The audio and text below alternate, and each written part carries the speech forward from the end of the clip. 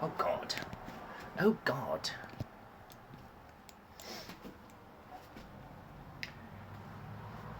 Oh God. Hideous from every angle.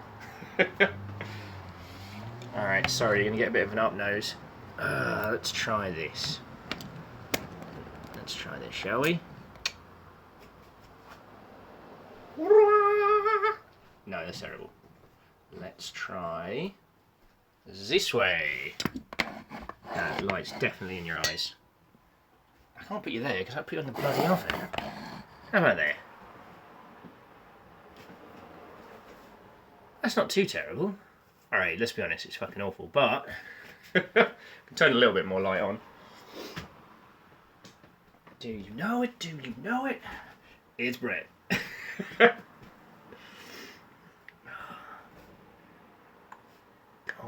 beards all over the place. Oh, I guess you've still got the creepy ass strange ape in shot. Hey! Oh, bloody hell. Ardoon, Quasi, Square, Tal, Thrame, Watto. Yes, Tal, the internet is a chronic butt. Ardoon, I am feeling better. Yesterday I was just a wiped out potato, but I'm feeling better.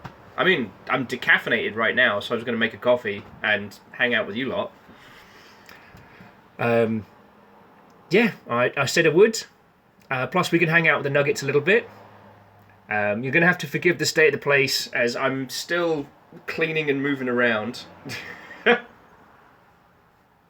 And Tal, you fucking terror. Sorry, Wolfred, Kimball, Ian Watto, friend. Yes.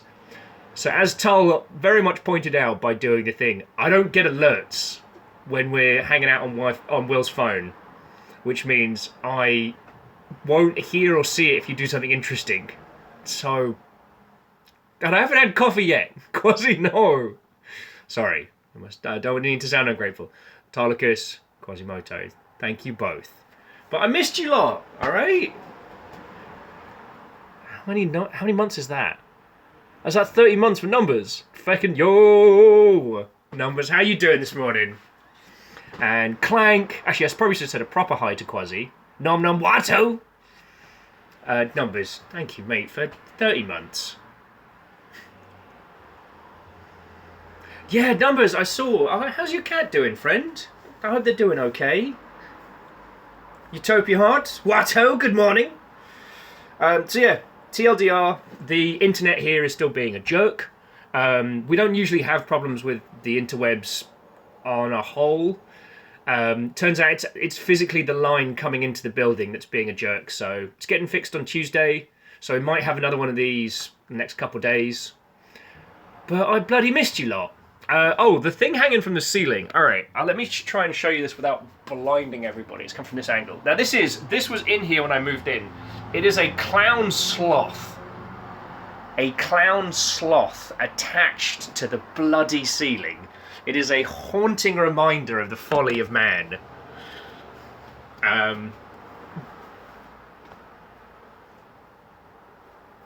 don't have an explanation for it. I don't know why it exists. So, this isn't exactly like a cooking stream or anything, but I'm going to make bougie coffee while I talk to you lot. Well, okay, faujoisie-esque. I guess, making my fancy ass percolator style. So, more importantly, how are you all doing? Numbers are saying Numbers' cat is okay. She's on pain meds and antibiotics. It's good to hear. Oh yeah, we're getting fancy. We're getting fancy over here. All of this effort for one single cup of coffee.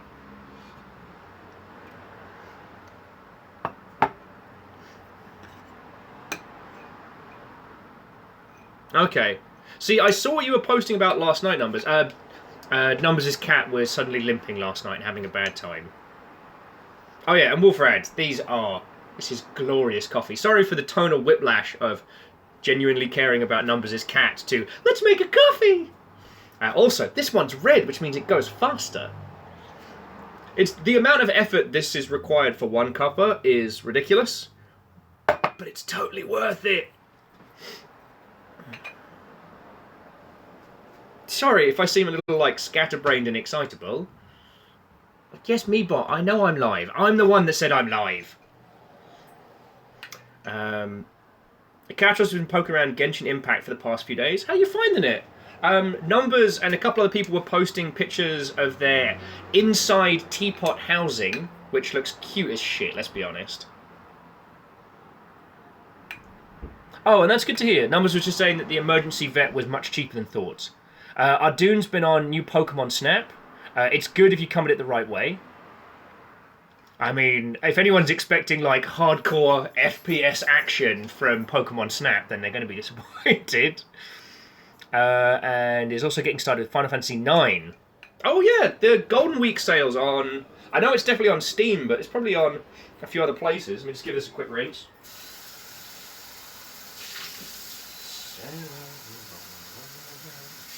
Sorry, I got this song stuck in my head.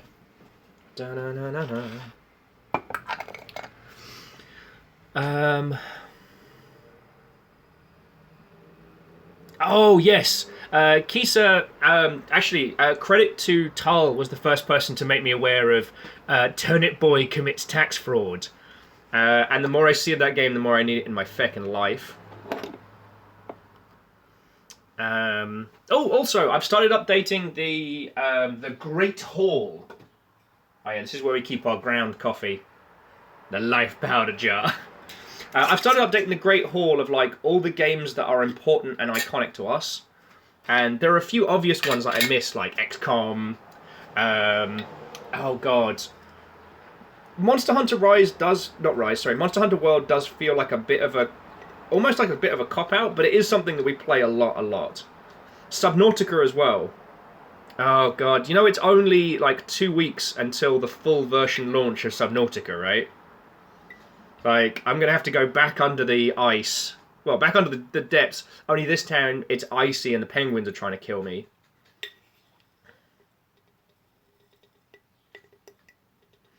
I was like, so if that's the life powder, which jar holds the dust of life? The jar that I can't show on stream. I'm kidding. There is no secret cocaine jar.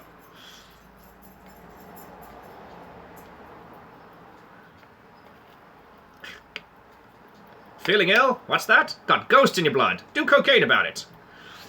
Oh, and I apologise if I miss anything, friends. This chat moves much faster, and I miss stuff. And yeah, okay, Wraith, the penguins will want their revenge. You know the penguins in Below Zero, their faces open up like feckin' eldritch abominations. Oh, Vanderbeest, Watto. We're hanging out and having some coffee. Seriously, I have missed you lot. Like, between getting knocked on my ass for the second shot and the internet being shite, I feel like I haven't seen you all in like a week. I don't know, like, here's a shocker. I genuinely like spending time with you lot. Alright.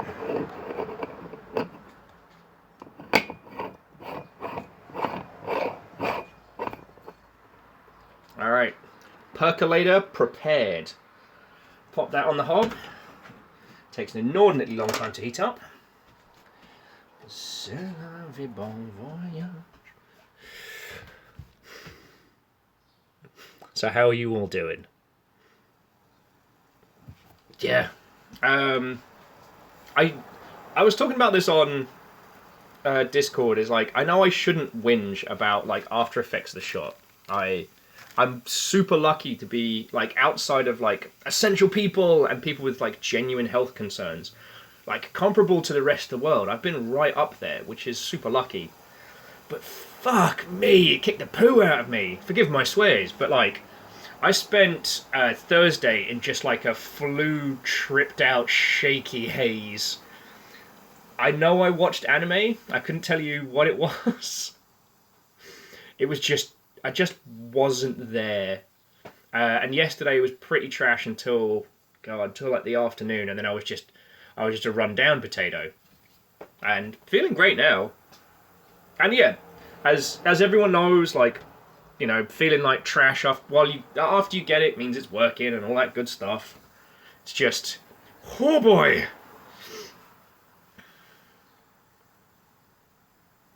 Huh. Wolfrad, that is a wonderfully, wonderfully pointless fact. I mean, not pointless, sorry.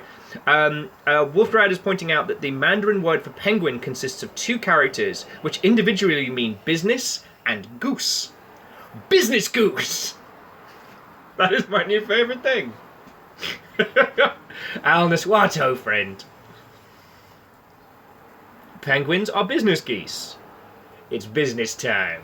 Do you know how I know it's business time? 'Cause you're a penguin. It's business time! Oh, alright. I think we're going to go with... Coffee mug choice is important. My guinea pigs and I talk shit about you.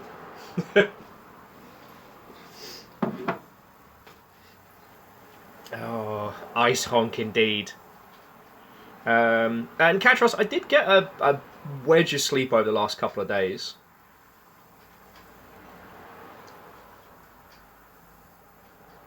So, I'm doing good.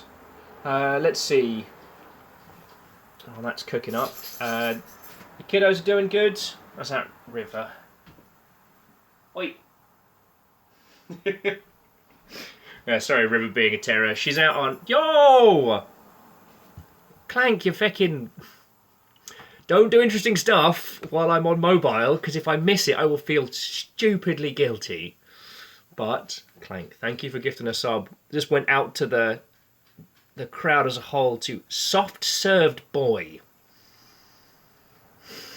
Okay. Stiguato.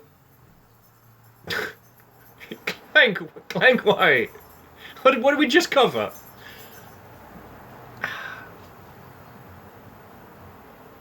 I can't even see if you do a hype train. I won't know. You'll know more than me. I'm not against it because you'll keep me going. I'm very grateful for that. It's more because I can't see it. And if I miss it, I'll feel guilty as shit.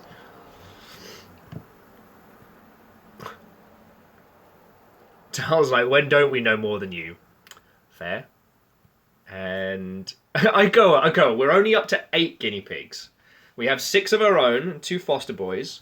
Well, actually, we can hang out with them in a sec. Because, like, This River being adorable. You will have to forgive the state of the living room, though. Is, as we've been slowly reworking the house, it's kind of become like... It's 50% done, / it's also River's bed. But then everything is River's bed in this house. Oh, Bacon Avenger. Thank you for 200. Almost missed that one. See? Almost missed it. And yeah, we can hang out with the nuggies. It's going to take a little while for this to percolate up. And now, Musashi, it is a sloth clown hanging from the light. I didn't put it there. One day, I hope it will just fall to dust.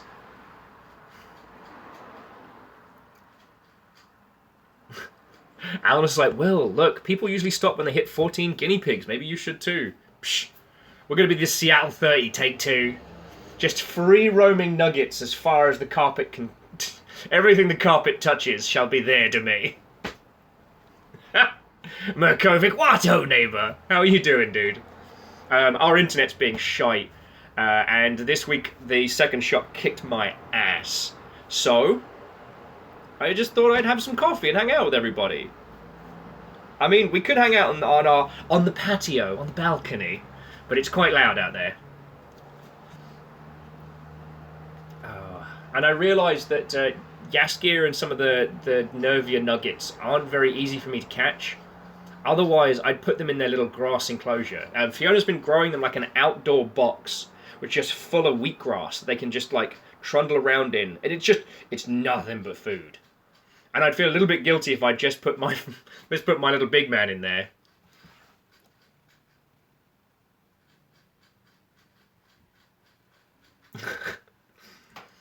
I mean, whilst I am very grateful for this teeny tiny little phone, which was a hand-me-down gift from a very good friend, it is not the most sturdy piece of hardware, and I think trying to use it for full-on PC tethering would basically melt it. Oh, Ardoon, have a lovely supper. Thank you for spotting in. Oh, Stiggs, I almost missed that one. Guilt bit. This is pre-coffee and you're bullying me. And Moose Watto, friend. Yeah, so numbers, they get the Nuggets get to be actual lawnmowers. And we've got a couple seconds. I can show you now. Hang on, let me swing it round. So, this is Guinea Pig Nation. Guinea Pig Nation. I'll make this nice and slow. We got the ladies on the top. Hopper chopper chaw. Hopper chaw? Hopper chaw, ladies? Alright, they're being very shy and having a snooze. Where's my little big man? Also sleeping. Patchbutt son, also hiding. Does no one want to come hang out today? God! Lazy, these are the people that keep us alive. Come say hi. Alright. See if the foster boys are up and about. Hey up, foster lads. Hopper chopper chopper chaw. Hopper chopper chopper chopper chaw. Hopper chopper chopper chopper chaw. Hopper chopper chopper chopper chaw. Yeah, I can get them to squeak with me now. Oh, Johnny, I nearly missed that. I'm so sorry. Thank you for 27 months. Hello, foster boys. Alright, and let me show you. This is the glory of grasslands. Yeah. You've been missing your guinea pig fix. I'll fish out little big man to come hang out with us once we got coffee. Speaking of which. Yeah, no, I'm super proud of the fact that I have trained them now that to hopper chopper chopper cha, they will squeak along with me. You have no idea. This is like my favourite thing. Fiona is less keen on it, because I tend to make them do it all the time, but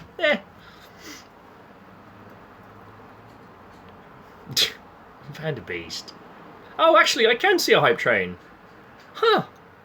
I wasn't expecting that. Bloody hell, it's already at 66%. Sorry, Vanderbeest, thank you for the 100. Actually, I do get to see that. Though the conversation is moving very, very quickly, so if I missed anyone's comments or thoughts or feels, Rakami, Watto. Port Center, Watto, friend. Like I said, I'm making coffee. Let's hang out and chat. I'll get with the nuggies. Like I said, I missed you lot a fucking load. And I will not let crappy ass internet stand in the way. Oh, Thrame, thank you.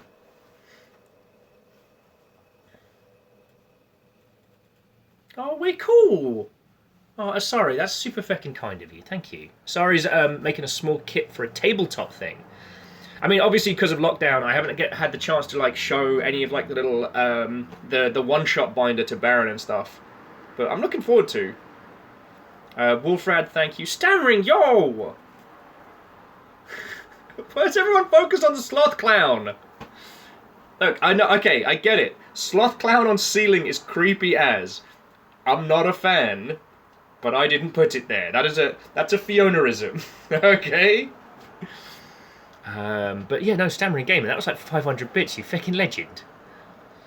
And yeah, in fairness, you can't look. I mean, okay, focus on the adorable. Look, cat paw oven mitts. Ooh. Woo! Coffee time.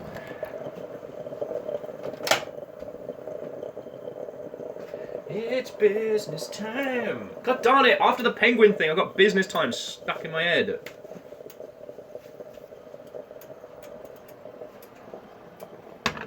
Alright. Now the secret of pouring this is to pour it calmly and slow. Wait, what just happened? No, what just happened? We jumped an entire level and I missed it. Fuck. This is why I said don't do cool things. Feckin' we.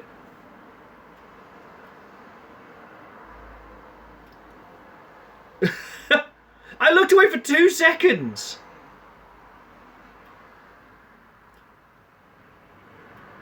Oh, and Alnus, the cat oven mitts are on the internet. They can be found. God, this is the thing. I've missed you all so much, and there's so many people I want to talk to simultaneously.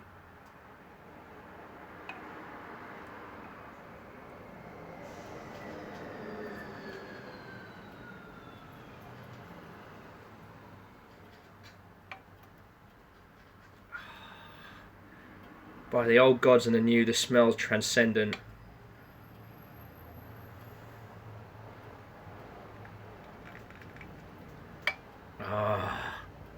If you all can smell that through this website, twitch.television.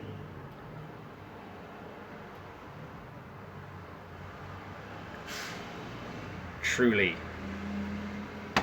a spell of waking. Hey Beadora, it's no worry. Like, I'm happy you got work, and I'm happy things are going well. Stammering! Stammering with 1,000 bits! It was like, the sloth clown shall kill us all. Alright. Should we try the balcony? Should we try the balcony? Because the sofa is currently a bed that belongs to River. And all the nuggets of... River ready to defend the house. I swear she just heard the UPS guy's door close across the street. Hello. You gonna come join us? You gonna defend the house? Let me know if it's too loud out here, friendos.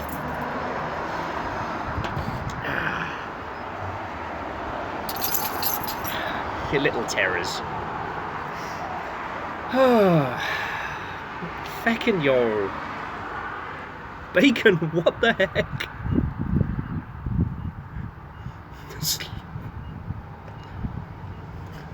I'm suddenly very self-conscious outside. Why would you all do this? Sorry. I must sound like an ungrateful dickhole. Feckin' yo! I don't even know how many that was. Oh, am I very pixel? Lyrius Dragon Watto. Alright.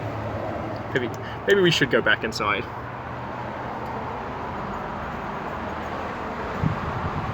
Graphite! Feckin' go!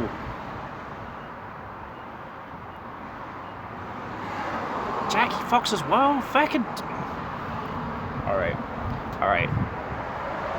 Let's go back inside. Alright, we're just gonna have to deal with Trash Sofa. River decided that everything on this sofa would be her bed. I guess you can't really see Trash Sofa. There we go. Haha, if you can't see it, it's not a trash pile. Feckin' yo, I swear, like I blinked for 2 seconds. Jackie, was that 23 in total? See, this is the thing. On Mowgli, I don't get any pop-ups. And if I miss it as it's going past, I miss it. And I'm like, fucking... Thank you. Sorry. Thank you is what I'm trying to say.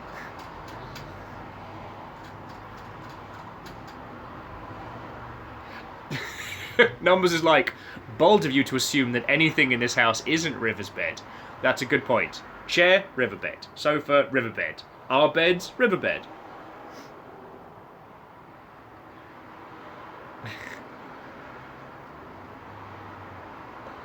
Oh, Jackie Fox. Thank you. Like, I'm trying not to beat myself up about losing like 3 days this week. But jeez, I'm a massive cheese ball. You all know this. Clank with a triple kill. Alright, I definitely saw the last shot there. And Agananiki, I am feeling better. I mean, this is my first cuppa of the day, so I'm gonna get better from here. God, it smells glorious.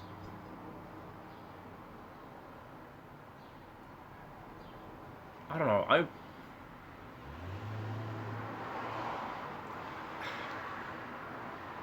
You'll get me all cheesy before feckin' coffee.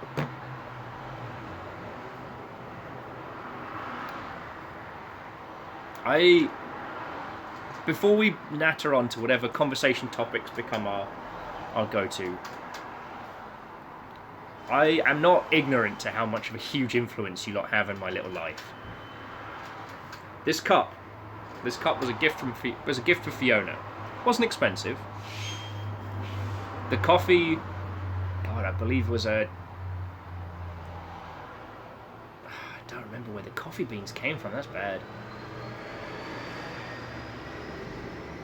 Wow, I just killed my own train of thought. How are you all doing?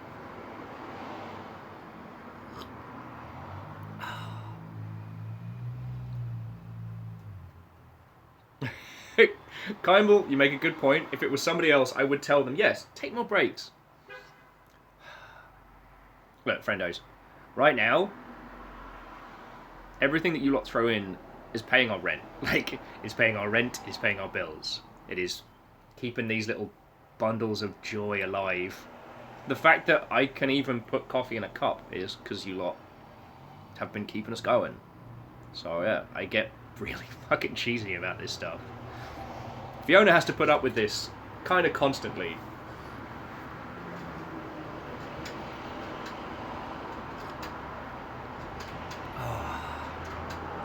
So yeah, it's a big deal. It's a big deal.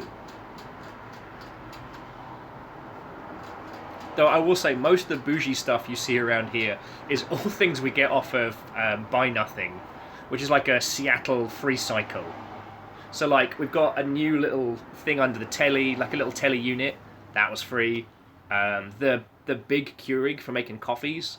That was free. Fiona is like a studious finder of bargains. So like, we're doing well, but we're living real cheap. Do you know what I mean? Fucking yo, I don't even know how many that was. Bacon, holy shit. Fucking yo. That was 10. Put us over the fucking line. Fucking yo.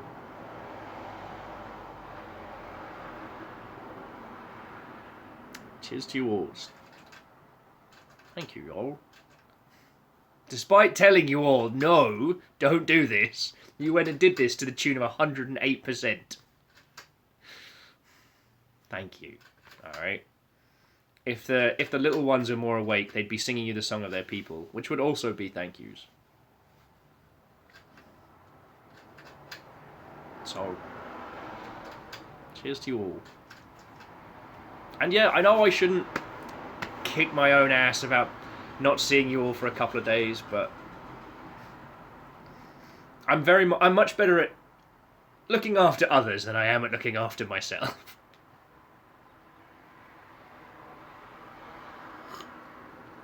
Oh.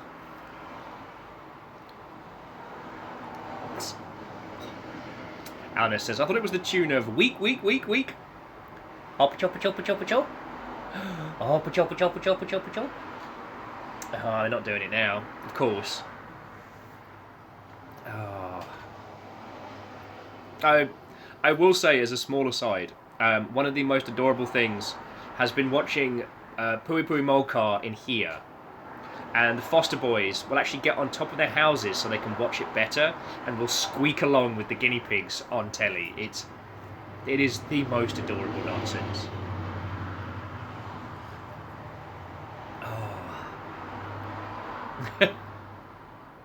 Well, Kimball, I'm here for as long as you lot want to keep me around, so I will be your second screen company, but as long as you lot want to keep me here. And okay, like,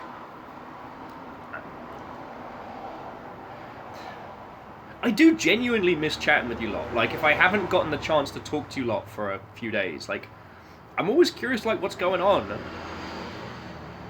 I don't know. We've got such a good little group of people on the internet, and it's like, and I know I've told you this a bunch of times, but like, anytime I get the chance to chat with people or hang out, like, I end up talking about you lot.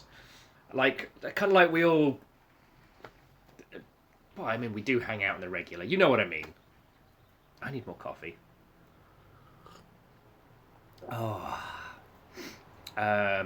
So, sorry if I've missed any points or beats.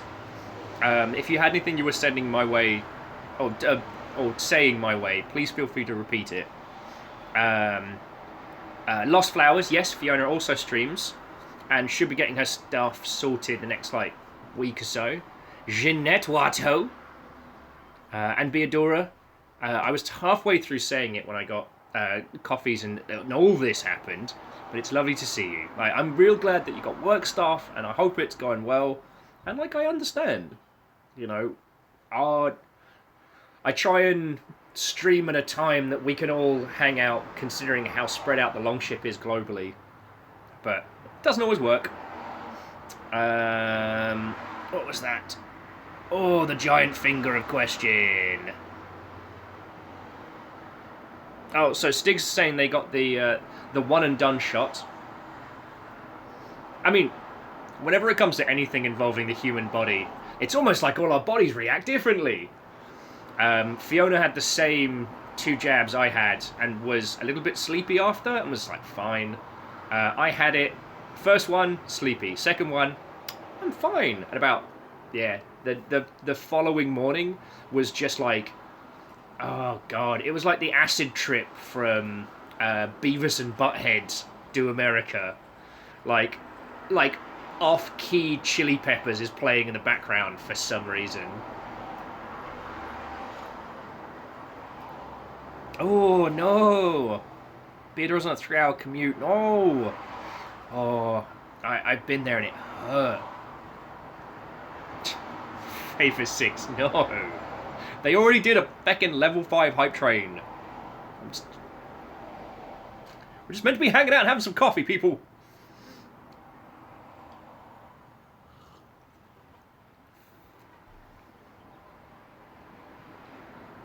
Oh, Stammering Gamer. That's a smart spend. Oh, you're right. No, it was 108%. Havoc's looking to get the J&J shot too. I mean, so long as you're looking to get sorted. And... Stammering, yo! That was a 2K! We just did a train!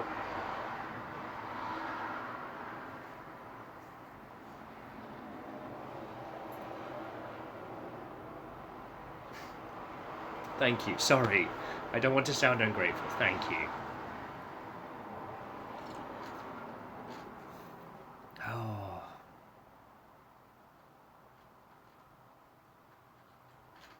Clank's like, I have been surpassed. I seat the Yaldum. I don't even know if it's counting the Yaldum right now. I don't even... Like, Ansel might still be the feckin' Jarl. Still... That still blows my mind.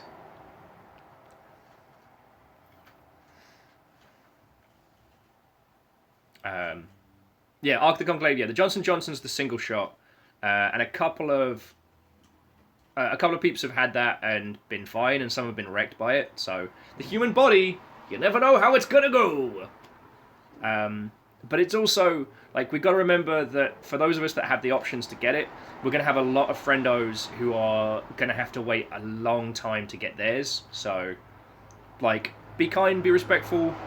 I remember how I felt at the beginning of the year, which was I had no vaccination date in sight, and loads of people I knew were getting in, and I was getting grumpy about it. I was like, I don't want to have to stay inside for another year. This isn't fair. Grumpus.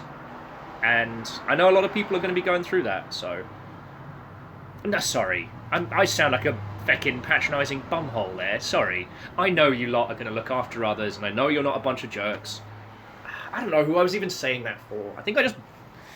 I feel bad. I feel bad because there are some lovely friendos, especially like peeps up in Vancouver who are closer to us than Portland, but obviously, you know, national borders being what they are, they're going to have to wait a much longer time, and it's like, I want to help them, you know?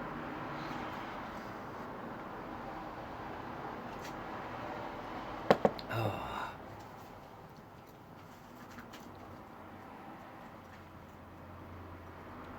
Oh, Dom's like expecting theirs. Mask up, wash hands. Oh, I tell you though, I'm still wearing my mask when I travel now. Like for flying, I'm just gonna mask up. And now I've realised that I can not get sick. I can go a whole year without getting like the flu or some shit. I'm like fucking wee.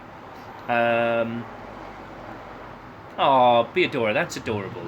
Beadora was saying that her mum got her first shot last week, and her boyfriend got his date soon. That's adorable. But yeah, we've got a lot of friendos on the Longship who are going to be stuck indoors for a lot longer. And, I mean, I'm still going to do this and hang out with everybody. I just feel bad for them, you know? And there's, aside from trying to be there for them, there's very little I think I can do. Yeah, Aldous, I'm with you there. Flu season, mask up. Plus, you can wear some dope-looking masks now, and no one cares. You can go into an off-license looking like an origin story superhero, like hood up, mask on, like no one bats an eyelid now. Hey, Geraldine, what, old friend? How are you doing? Alright, Stammering, go get some sleep, yo. But thank you for coming to hang out.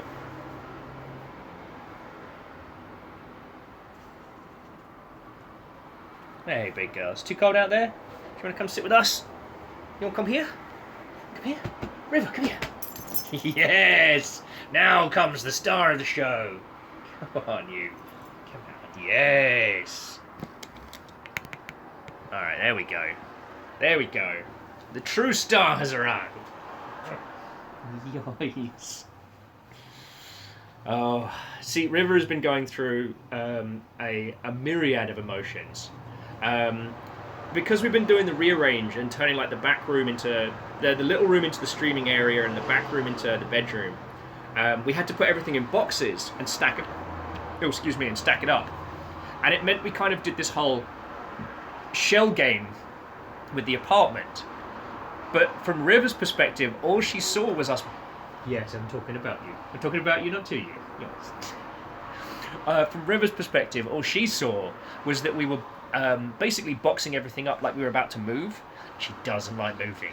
So she spent like 2-3 days just walking around the flat being like, I'm the saddest dog. I'm the saddest dog who ever lived. I'm so alone.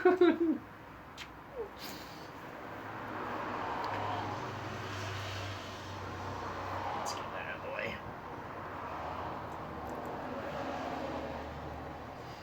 Yo, she keep me company. You keeping me company? Spoiler, I love this dog.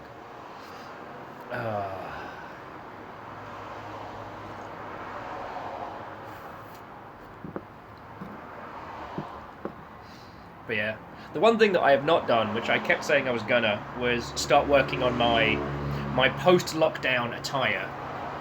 Like, talk to my friend Tobias, see if he can trash up some Viking clothing, go like post-punk Viking style. Whereas I'm currently still in the same t-shirt and jeans that I have lived in and will probably be buried in.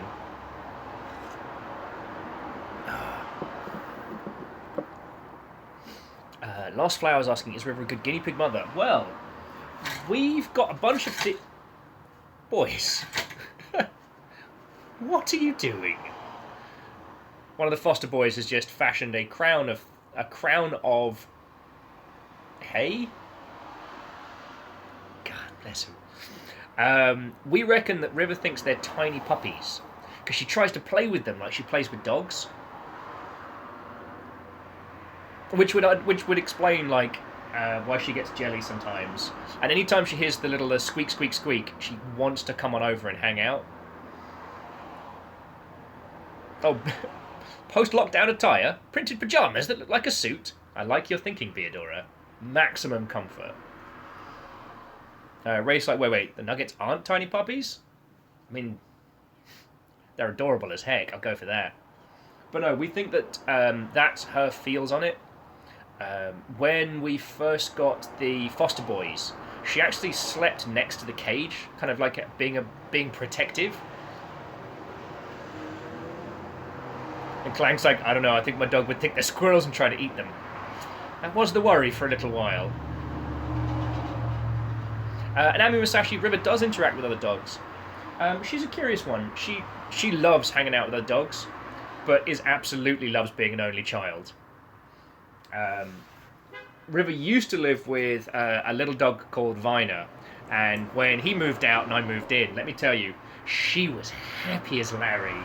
Like, she was just strutting around, enjoying all the space, not having to share anything, getting all the attention.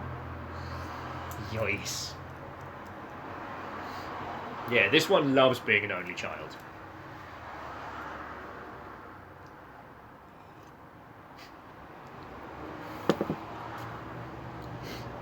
Oh, Moose is like, you realise getting rid of the foster nuggets is probably going to break River's heart.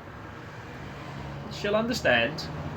I mean, the foster boys are adorable, but they had a hard little start in life, and they need someone that can pay those two just direct attention. Like, they need multiple cuddles a day, they need so much attention, and for as much as we'd spend time with the Nuggies and love them, like, we haven't been able to give them that. Amy with, driving license? She's River. She needs a boat. Oh, my word.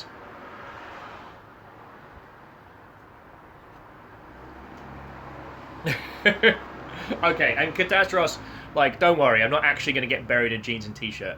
My specific wishes is to be buried in something fancy and a set of Wolverine claws. So in the event of a zombocalypse, I become a special infected.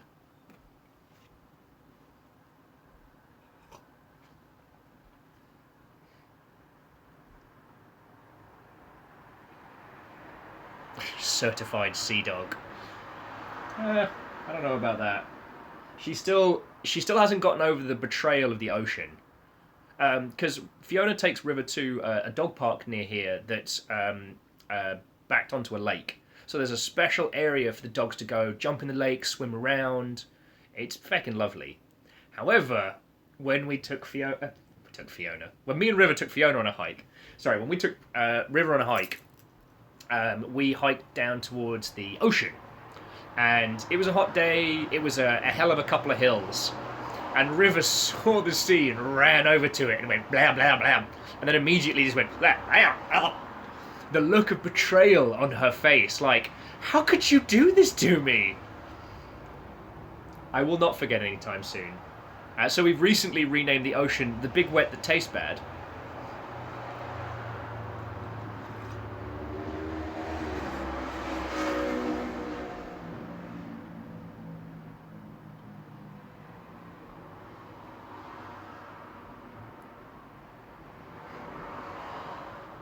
Yeah, big salty, big wet salt thing. And now the smooth lions are biting me. But, I mean, River loves swimming. And she loves socialising. I don't know if I mentioned this to you, friends, but there's a dog bar down the road from us that is lovely. They spent most of lockdown, refurbing the place, and it's so gorgeous now. Now, what's great about it is they've changed it in such a way as to make it basically plague safe. So contactless doors, one route in, one route out, and enough distance that you never get within meters of another human. And it's so good.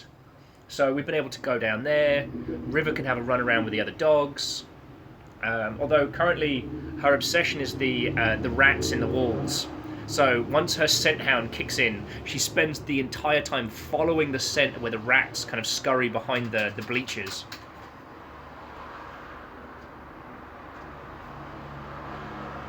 The Clank saying they wish that Austin had a dog bar and the B was okay, and B dog was okay with strange people. That's a good point.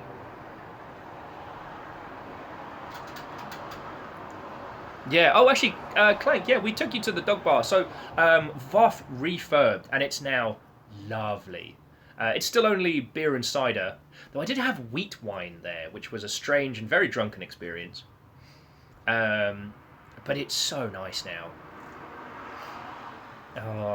Okay, so I know there's a lot of us here, and you've all told me a bunch of things that I've probably missed due to speed of chat, but how have you all been doing? It's been a couple of days, and I know we've been chatting on the Discords a little bit, but I feel like I just blinked out of existence. How have you all been doing? Moose was adding the Big Wet the Taste Bag and Smooth Lion sounds like a band name. Not sure what kind of band. A band that pisses off ocean biologists. Hey, Clank. Like, it's not a question of if, it's a question of when. Like, I'm looking forward to seeing so many peeps. Like, we're going to have to do an informal... Well, okay, I say informal long ship meet. That makes it sound like it's a one and done. But for everybody kind of who's in the Seattle region, we're going to have to go, like, hang out. Oh, Martin's got their heavy arms finished and going to start the Exeter repair. Good on you. I'm either going to work on making a video about the Unicorn today, or, well, I say work on it. My job is just to do the script and the VO. Or I'm going to try and get the Gundam Unicorn finished today. Oh, Jaralan is able to pick up 5G signals now. Yo! Me too! Bill Gates tells me things in my head. Oh, nothing alarming. They're just nice little tips. Like, hey, Will, have you had enough water? I'm like, you know what, Bill Gates? I've not had enough water. I want to hydrate.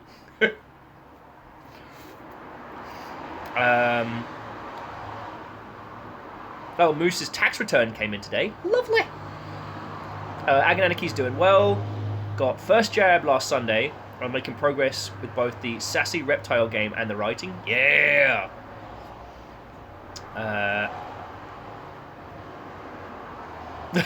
Jaralan with Bill Gates tells me that only he can save the world. And yet, I know that not to be true. So nothing's changed. Hail Hydrate. No, so Shackle, I have to get I have to get Johnson & Johnson 364 to unlock Clippy 24/7. It's one of the plugins. Dowsnet, I'm so sorry. Here was me being all blasé about things. Well, I hope your fiancé's doing well. And I hope you're holding up.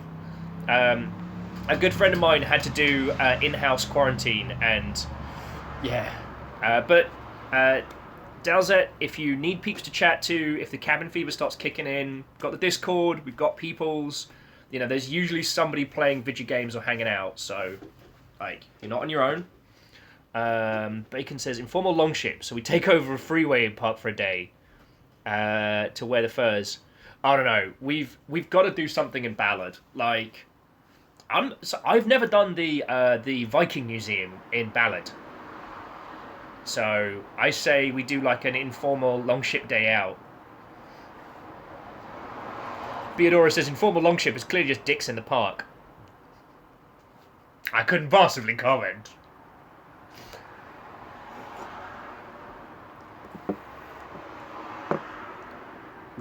Jackie's like, is the Amsterdam region invited to longship meet? I mean, I wouldn't want you to buy a plane ticket just for that. Yeah, and Kimball, I mean, the plan had been in 2020 that Fiona and I were going to do like a UK trip and see a bunch of people. Alice is like, wait, Viking Museum? You're in Seattle and you've never had Vikings. I mean, I've been to a myriad of Viking-themed...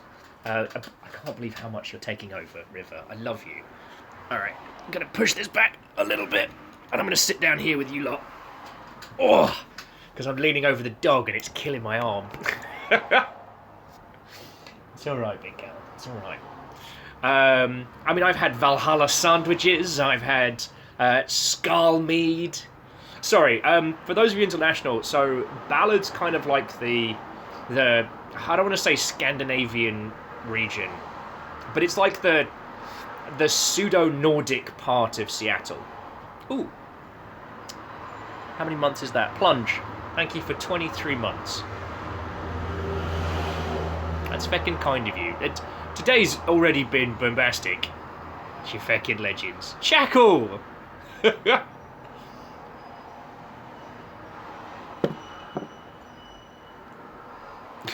Shackle just pointing out, the British have proved you don't need to have had X in order to fill a museum with X's artifacts. No, you just need to steal them.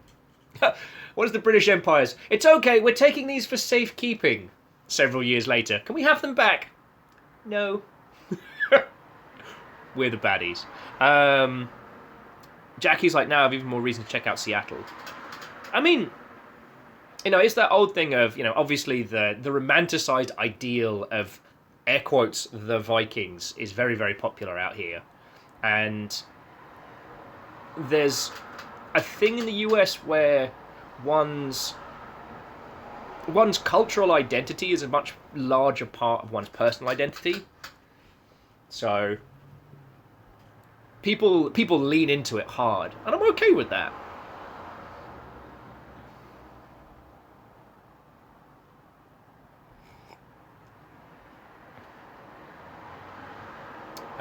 Someone was saying you should do the Viking Splash in Dublin if you're ever around. It's a tourist trap, but you get to yell at pedestrians, so that's cool. That sounds rad. Long Con World Tour. Yeah, we just need to somehow make enough money to fly us all to multiple locations.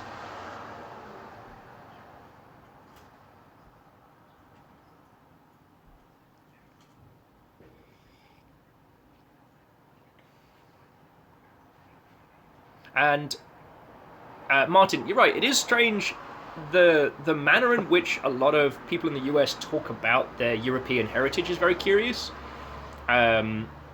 There's almost more of a reverence for it than people that come from those regions, which is very strange.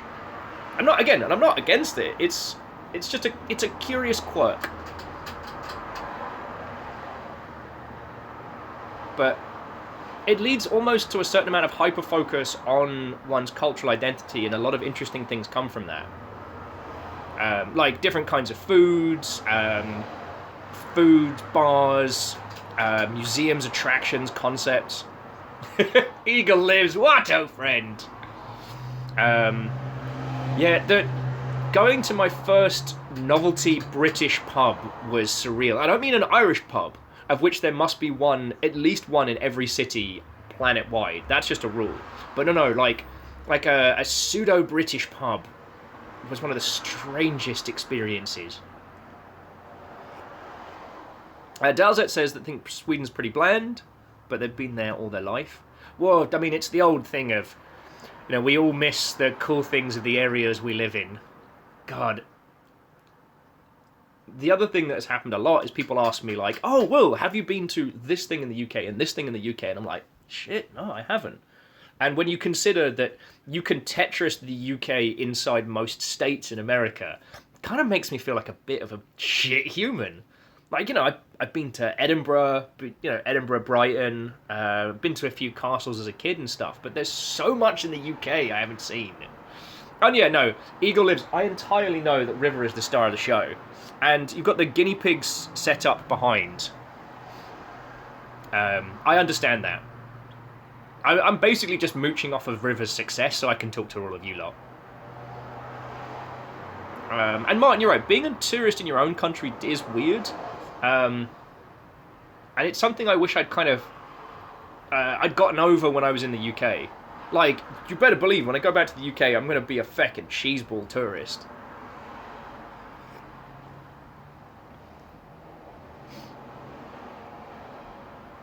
Snuggly was saying the Irish pub in Disney Springs is exactly what would happen if you took a normal pub here and plopped it in the US. It's all but correct, but everything is 3 times the size. Wow. There is one pub in the Greater Seattle region, which is a literal British pub. Like, it looks like an upmarket... one of those pubs that's not quite a gastro pub, but one step up from a Spoons? It's that. And it's in the middle of this, like industrial, estate. And so from the outside, it's just a grey, boring-ass building, and you open it up, and it's like a TARDIS pub. Okay, question. You're a Time Lord. You have a transmogrifying building that is larger on the inside, than it is on the outside. Why isn't it a pub? Look, I'm sorry. It's like, Doctor, I'm calling you out. I'm calling you the fuck out. Why isn't the TARDIS a pub? You have failed. Jackie was saying American cheese is odd. Well, see, that's the thing. What is considered to be a typical American cheese, like the Kraft singles, it's a useful tool. It is something that can be used to create things. It is in itself not great cheese. However, the sheer access to food you have out here is crazy. Like, the kinds of foods that would be very, very difficult to find in the UK and mainland Europe and places like this. Over here, they have 3 different kinds. I'm a big fan of halloumi because I like the meaty cheese. Wait, is it halloumi? Yeah, the meaty cheese. And over here, like in just Freddy's down the road, I can get like 3 different variants.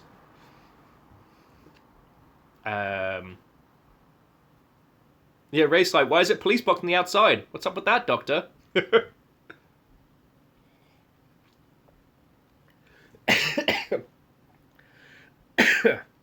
Yeah, halloumi's like the meaty, squeaky cheese. Yeah, like the supermarket down the road. We're not even in like a fancy place in Seattle. I can buy like 3 different kinds.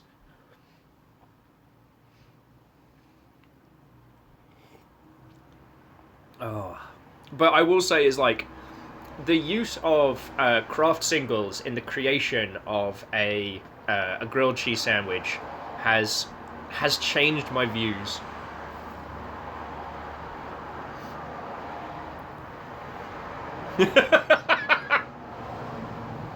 Alright, Alice is calling me out, saying, look, time machine is complex, akin to flying a nuclear reactor that can not only blow up your house and kill you, but also your city, your home, and quite possibly the 80s. Do you know it's not conducive to smooth operating of such a complex device? A feckin' beer and cheap vodka, you numpty! Ah. Hey, Fiona, what-o? How's the woodland living? I've got a bougie coffee. River's having a snooze. The children are being very, very, very lazy today. So, yeah, we're doing good over here. I'm getting called out for suggesting that the Doctor, as in from Doctor Who, failed by not having the inside of the TARDIS be a pub. When you consider how most of the adventures of the Doctor start, if you think of him as being shit-faced when he lands in different time zones, it makes a lot more sense. Just saying.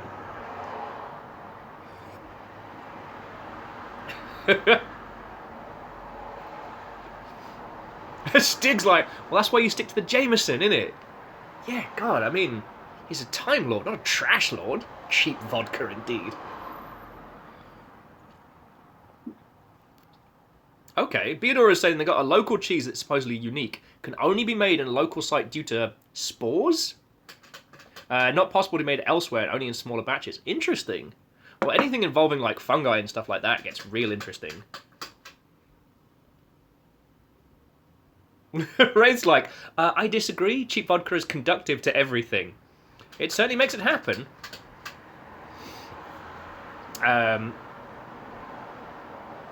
To dried toast, I don't really know the Twitch, as it's called, the Twitch meta very well. If you want to ask me about video games and video games industry stuff, I can talk to you about it. But, like, we're kind of a quirky anomaly of Twitch over here. So we're kind of a step outside of the meta, if that makes a weird sense.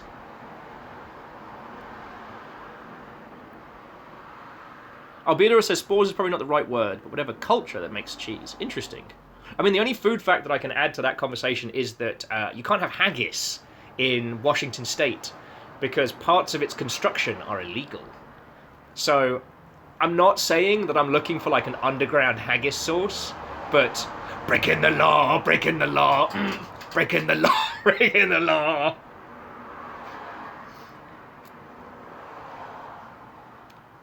Oh yeah, no, Jackie, I'm with you there. Like, like a lot of kids growing up in the UK. Sorry, I'm going to close the door a little because it's starting to get chilly. Haggis was kind of like the butt of the joke for a lot of things. Like, you know, because to list the components of haggis is pretty rancid. But it was, I think it was during, was it Burns Night one year? Friend cooked up some fresh and it was so good.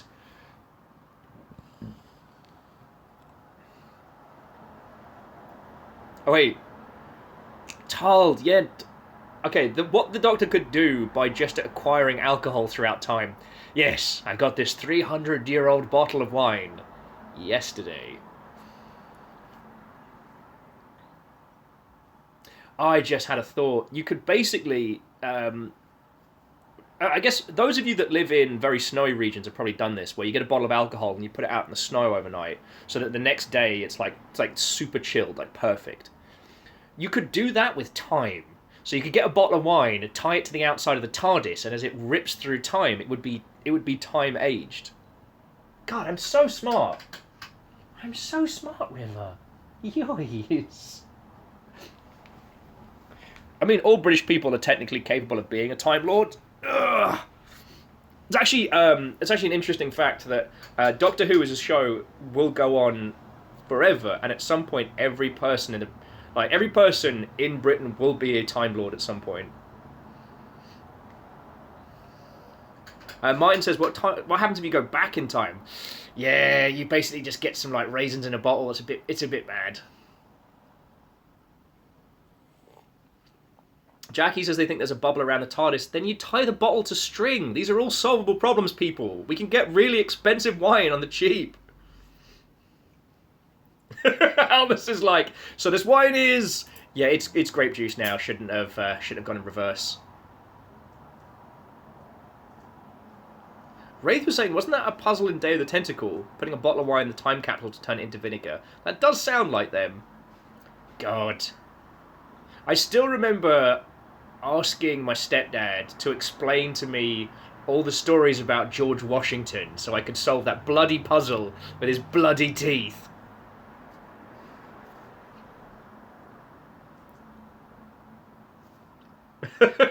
Sorry, Stig. I saw that one and the chat moved far. The chat moved faster than I could read it.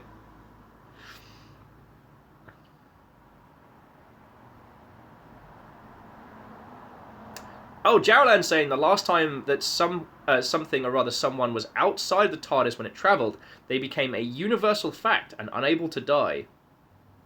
Unkillable wine. Ding-a-ding, ding-a-ding, ding-a-ding, ding-a-ding, ding-a-ding, ding-a-ding, ding. Woo! Oh, this is why I'm not allowed a TARDIS. Lord Lost, what-ho! We're talking about how we could possibly use a TARDIS to age wine. River did not like that. Alright, I promise I won't do terrible, terrible impressions of the Doctor Who theme. Eagle's like, how dare you, Will? I know. I'm upsetting the actual talent.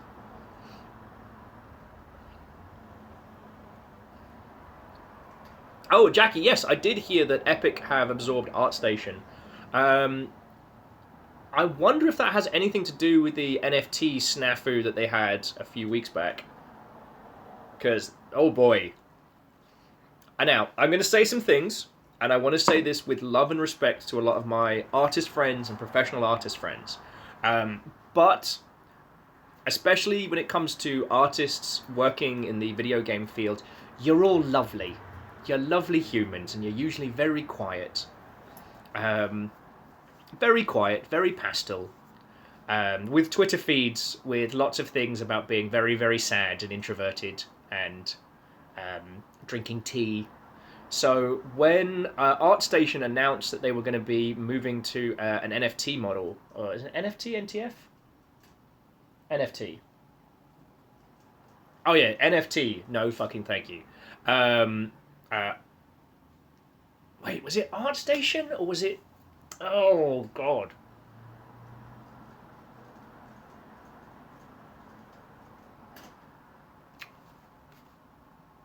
Am I going completely doolally tap? I might be.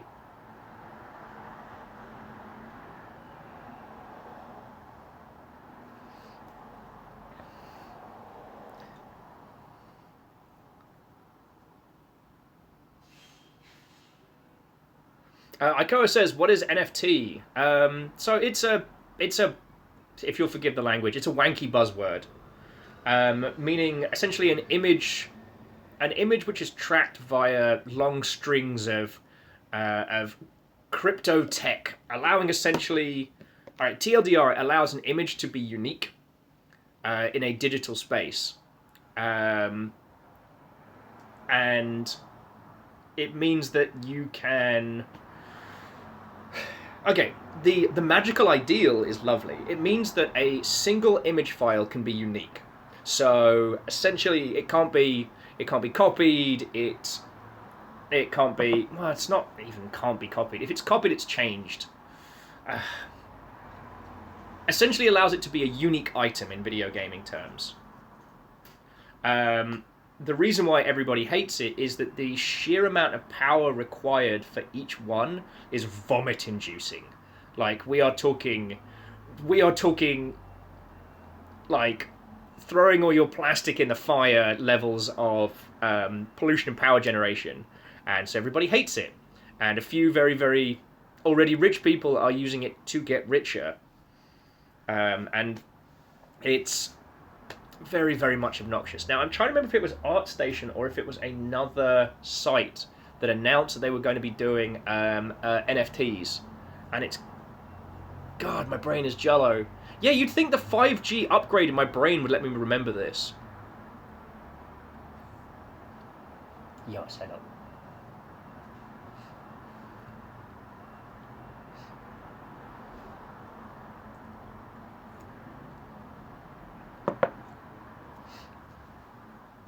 Oh, you're right. Yeah, Jaron, it's signal overload. I'm getting too much Wi-Fi directly to my brain. Beadora's like, did I get the 5J knockoff? Oh, I'm still mad about that. Sorry, I bought a webcam once for a friend, and I got swindled. I tried to buy them the same webcam that I had just before lockdown started. You know, one of the Logitech C930s or C920s. One of like the standard really good ones.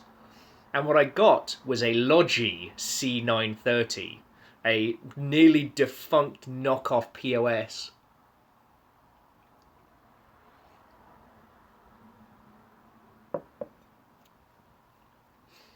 Oh God.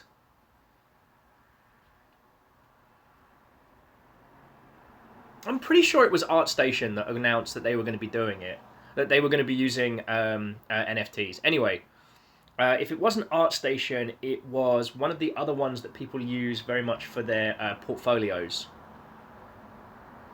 And I watched all of my friends on art Twitter just go from these calm, tea-sipping, lovely Mother Hubbards to like knives out, let's go. Like, I thought I was about to see the most gorgeous rendition of, 50 digital Molotovs, you know what I'm saying?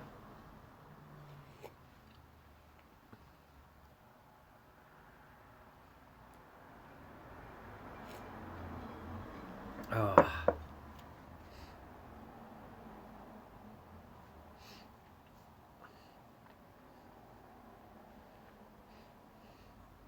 Hey, secretly Robin. Watto.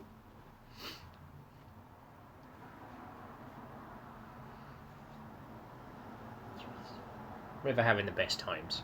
And Lord Lost, I saw that. It's feckin' terror.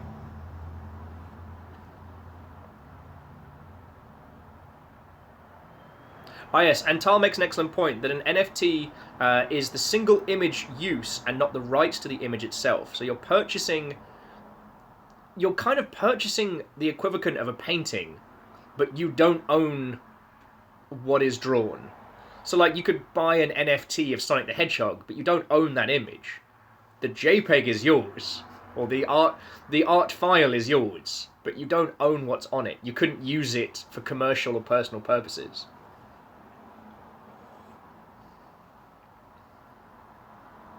Anyway, my personal philosophy on all this, not that you need another white guy talking to you about, anything involving blockchain or otherwise, but A lot of this stuff is in a very weird legal grey area, and at some point, the old white guys who like their money too much are going to swoop on in and either take over or crush it, because there is a disambiguation of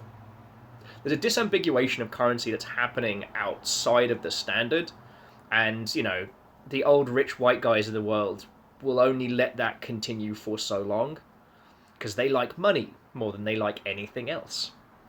So my personal philosophy is just leave it alone. While for every story you hear about someone making hundreds of thousands of dollars, there are probably hundreds of thousands of people losing a lot of money. Do you know what I mean?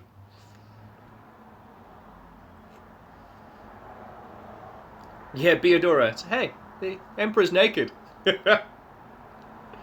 Anyway, I promise I won't waffle on about this stuff. This is why I stick to video games industry stuff. Oh, okay. Oi, Lord Lost. All right, stop with the bits, you glorious terror. But head pats will be dispensed. Yois. I know you want to defend the house.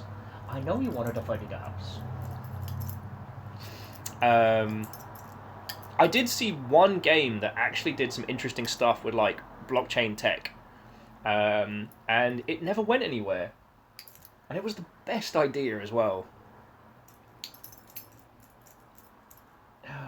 But them's the breaks.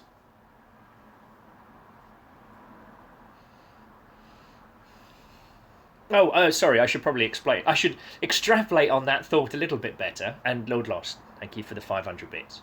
The concept was it was a CCG, but they basically, God, you're going to have to forgive my bastardization of the explanation, but using blockchain tech, each card was its own unique item. So think Magic the Gathering, you can have 5 cards that are the same, but they are 5 separate cards, and you can trade them and swap them round. As opposed to, say, like Hearthstone, or Hearthstone, however you want to say it, where you have an account, and your account is equivalent 5 of that resource. Those cards aren't themselves unique. And so it allowed for trading, which is real cool.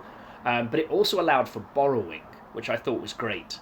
And the idea was going to be that you'd have your deck of cards, but people could make different games that would utilize the cards in different ways. So you could have like your standard Magic 1v1 battler, but then you could also have like a dungeon crawler, like a Hand of Fate style game, which you could use the same cards on. And I love that.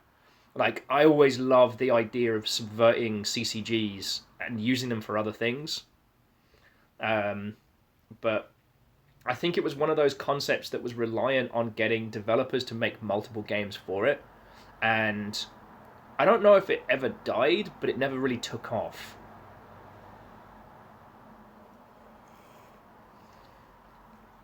Oh, Beodora, it was lovely to catch up with you. Like, please don't take this as me trying to bully you into coming here more, but miss you, friend, and I hope you're doing well.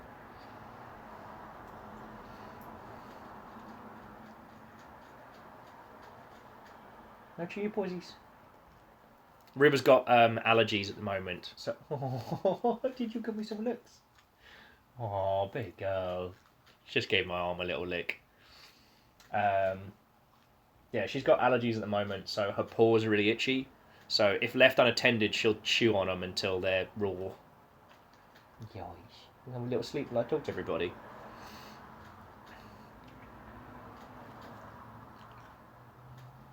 Aldous says, I feel like the idea is sound, but if the idea is marrying it to the blockchain, it's perhaps not the best if you expect. Well, I mean, it was an interesting concept because it was one of the few that was designed with the advantages of that technology from the ground up, rather than bolting it on just to make some extra cash. So I guess I'm a little sad that it didn't do well because, I don't know.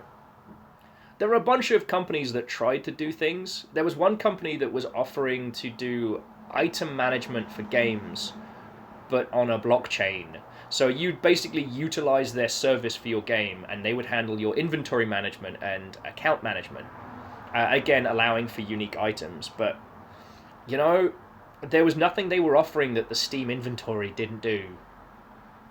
Oh, speaking of Steam, oh, they're having a bad time at the moment. No, they're still making billions of dollars, but the team behind is it Overgrowth? They're a team that made a glorious like kinetic kung fu rabbit battler. Are actually going for a class action lawsuit against Valve, so that's a thing. Oh, Quasi's off to do Pokemon Snap. Have a lovely time. That sounds feckin' wholesome as.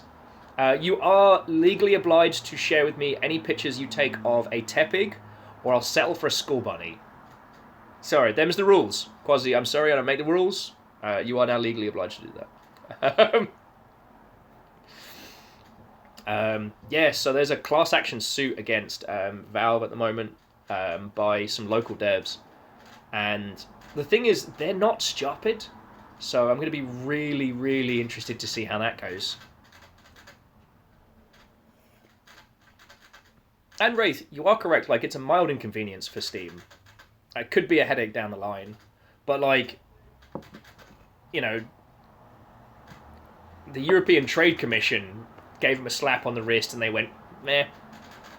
But that's why I find this so interesting, is like, these are local devs who know the situation. They aren't like a couple of loons just like starting a fight they can't win. So there must be something to it, you know? Oh, Jaralan says that Score Bunny is in the game. Haven't seen Fire Piggy yet. Okay. Tepig has become my favourite. It's strange, like. Actually, no. Let's not do feelsy stories at this hour. I still haven't finished my first coffee yet. No one's ready for that. Asari said, "What did Steam do?" Well, Steam haven't necessarily done something, but it's what everyone else is doing. So currently, if you make a video game and you go, "I'm going to release it on Steam," Steam goes, "Yes, you can." They'll ask $100 from you up front, which will be refunded if you make 1,000. And then Steam take 30% of your revenue. So if I buy Asari Greenfire's Welsh Adventure for $30, then Steam take what's 30% of? Steam take $9 of that. Yeah, because 10% is 3.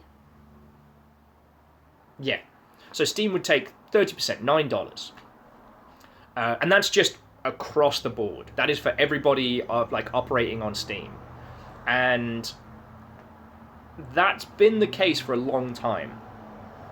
And back before digital distribution was common, and before things like Steam were available, that was a really good deal.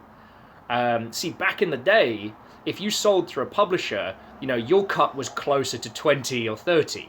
Back when physical copies were the only way to acquire games. Thing is, the world's changed. Like, it's been a couple of decades, and the other digital distribution platforms are doing much better. If you sell your game through Epic, they take 12. Microsoft just announced they're doing the same. So if you sell your game via the Microsoft Store, the Apple app, whatever. No, not the Apple one. I forget what it's called. It's not the App Marketplace. That's something else. Anyway, everybody else is now saying 12. And the argument has been that Steam haven't increased any of the functionality and have essentially a monopoly over digital games and their sales. Oh yes, no, Clank, you're right. It is the Microsoft Pain Palace. It's the section just before the White Palace in Hollow Knight.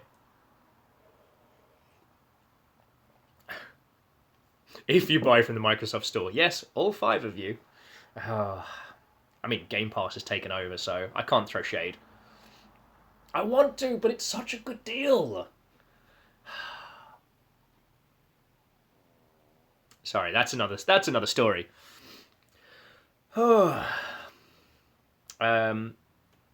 Anyway, so a lot of people are accusing Valve of having a monopoly, and are accusing Valve of using that monopoly to charge an unfair equivalent to everyone else.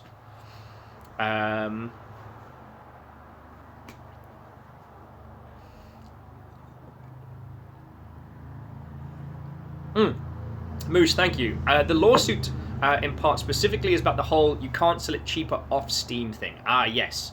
That one of the proponents of selling on Steam is that you not undercut on other platforms. Now, I don't know if that pertains to selling Steam keys, or if that pertains to selling the game on PC platform. I'd have to look into it, and like I said, I was second jab this week, so my Thursday could best be described as like an MTV short in the Max Headroom era. It was trippy, it was weird, and I'm not quite sure what it was trying to say. Thrain was saying how GOG and Epic Store are getting bigger by the day. They missed the window to sue for monopoly. That's a good point. Oh, DJ, Watto, this is the living room. Because the internet here is being shite. So we're just having coffee and hanging out. I'm actually thinking about making another one in a sec. Okay, it's worth saying, GOG is still tiny. GOG have a very good reputation with a handful of people, but they are not a contender. Like, Origin has been more successful than GOG. Grog? No, GOG! See what you did there. But yeah.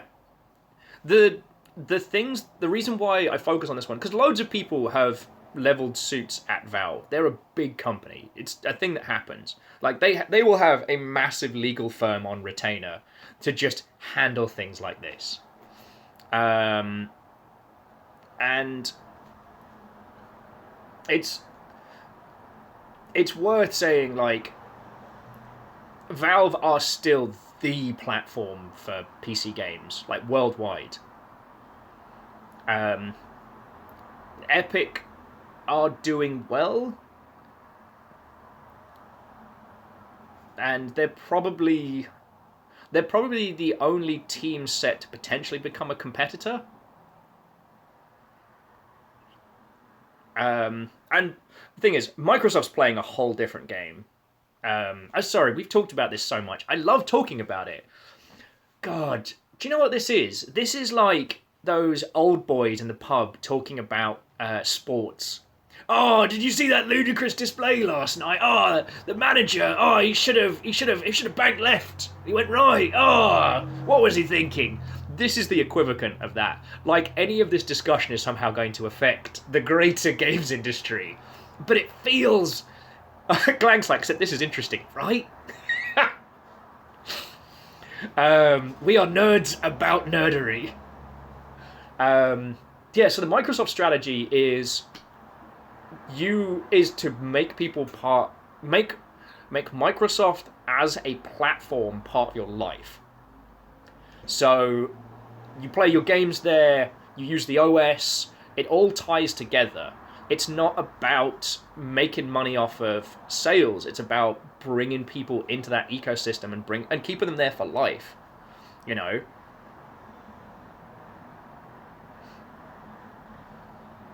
Ray says Microsoft wants to be really bold. They dropped their cut to 12% on console side too.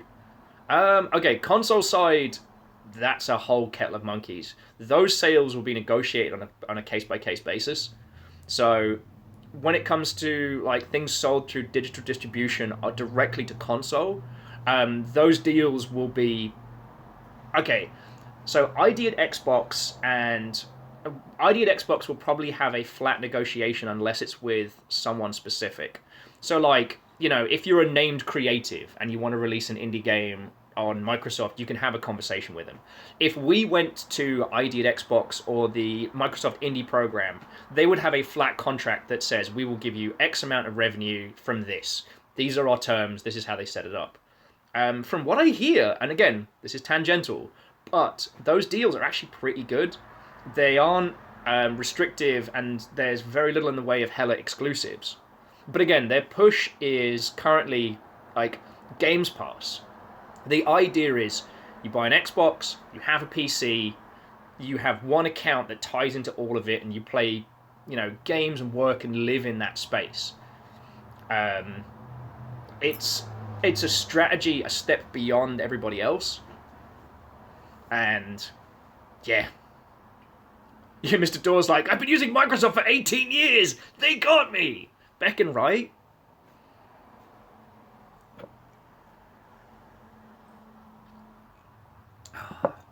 So, it's kind of fascinating. Now, like I said, I want to be against it. My love of indie games and seeing how digital distribution has changed the value of other art mediums. Basically, like film's the one that's the value has changed so much. Like the DVD market's just it's gone. The thing that I am worried about is a similar thing in the indie space, which is that because of Game Pass and things like it being such a good deal, it is going to devalue like a singular standalone video game, and it might hit the point where, you know, it's not possible to sustain yourself as a smaller indie team. Yeah, Lord Lost. What DVD market exactly?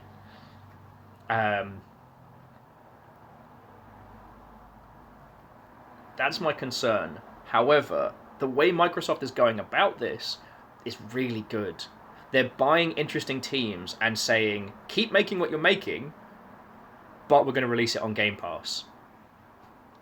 And so it's a large-scale version of kind of like the utopian creative idea, where the corporate overlords don't say, congratulations, we bought you, now put in microtransactions and FIFA Ultimate Team. They say, keep making what you're making, but make it for us.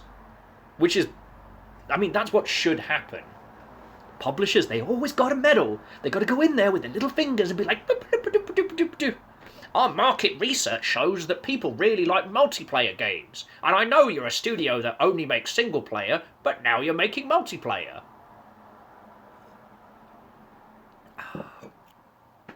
Tal's like, as a publisher, I resent that. Alright, but Tal, like, you know, your team specializes in, like, live service elements, which, like, I still think of... Hey, J-Post. Watto. Yeah, we got River being a sleepy cutie.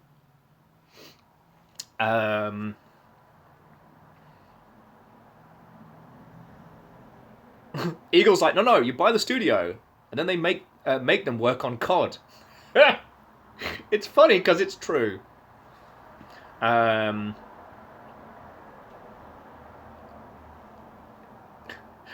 So Tal's publisher does specialize in live service stuff, and I think, like, live service games, I'm for them. Like, if we take out of our mind, like, the big budget feck ups that, let's be honest, EA have done, and Activision as well.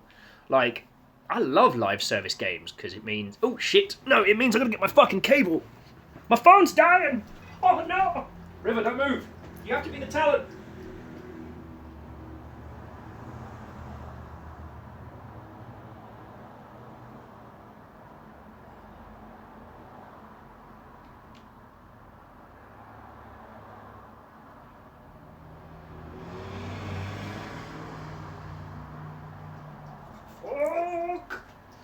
Fuck!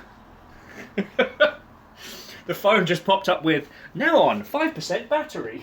Fuck! Fuck a duck. Fuck an actual duck on stick. Don't you die on me. Stay with me. Yes. Alright. There we go. That was exciting. Oh, yeah. Your pride collar is very lovely. Yois. Thank you for looking after them for me. Don't chew your posies. Whew! I completely forgot what we were talking about. River, no! River, no! Love me! Love me! Oh. Oh. Wow, that came from the bottom of the barrel. Oh, I need another coffee in a second. Alright, so you're stuck with me now. River, come here, big girl. Alright. Oh. Oh, River wants to go hang out on the balcony. There we go. There we go, big girl. Right, crank it up a little bit. Eagle's like, what a downgrade. Hey, I'm not in charge of the talent, friends. Shizzle. Stuck here with the person that came to see you. How terrible. I know, Jaralan, I know. But you struggle on, and I appreciate that.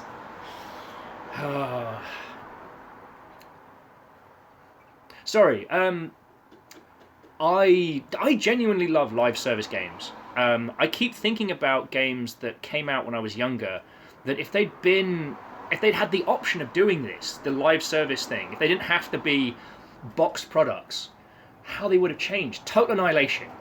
Can you imagine? Okay, I can because 0K exists.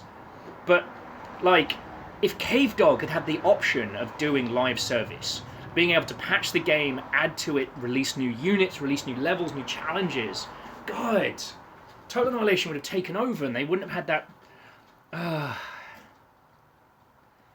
Their fantasy follow-up was so meager.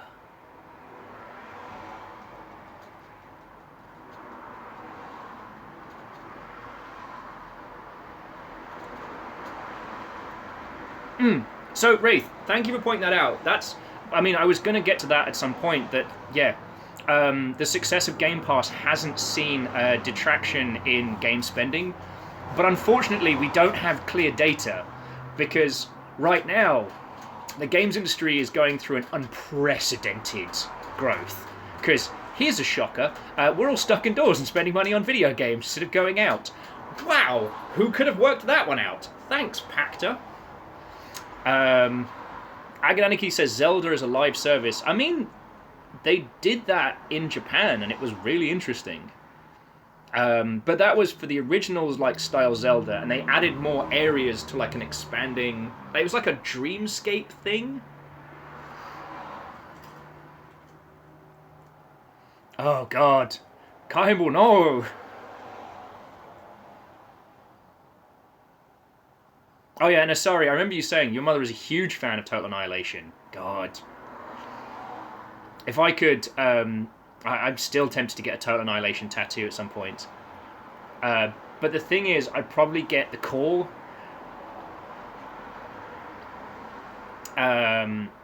Sorry, Kimber was saying, remember when you had to pay to submit games? Oh, so friends, for those of you who don't know, like, back in the day, to release a game on something like a Nintendo or Sony or... Well, I mean, I guess Nintendo is still the case. Yeah. Certification testing. Having to actually spend money to submit your game to a platform holder. Oh, yay.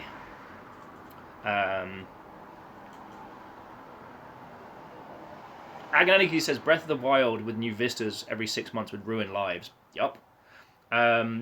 Now, in some regards, I mean, let's look at Genshin. It's done that. Like, they're slowly expanding their map area.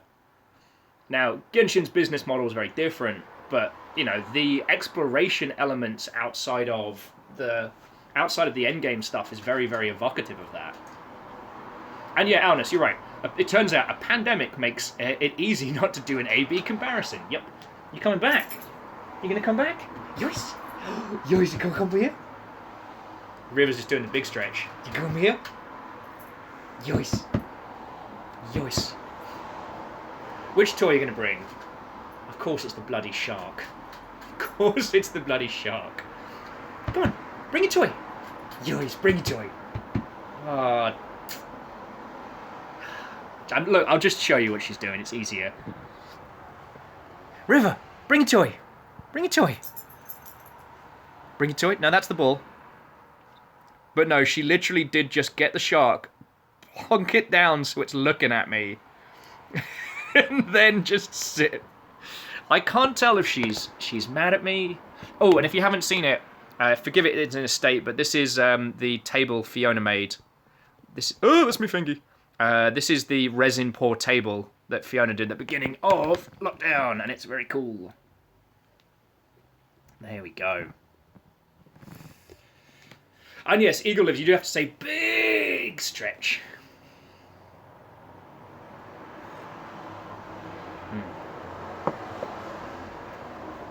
Alana says Genshin has been very good for new content, and there's a good reason why they're still playing. Yeah. We actually had a conversation about this the other day about free-to-play business models that we like, and Warframe is definitely one of them. Sorry, so... Oh, hang on. I tell you what, let's finish up this conversation before we get into free-to-play business models, because I did want to chat with you all about this. Wraith was saying, imagine if Nintendo made official randomizers tied to their online services, breathing new life into their games old and new on a regular basis. Could organize official speedrun tournaments. I mean, Wraith, they'll probably release that in like 6 years.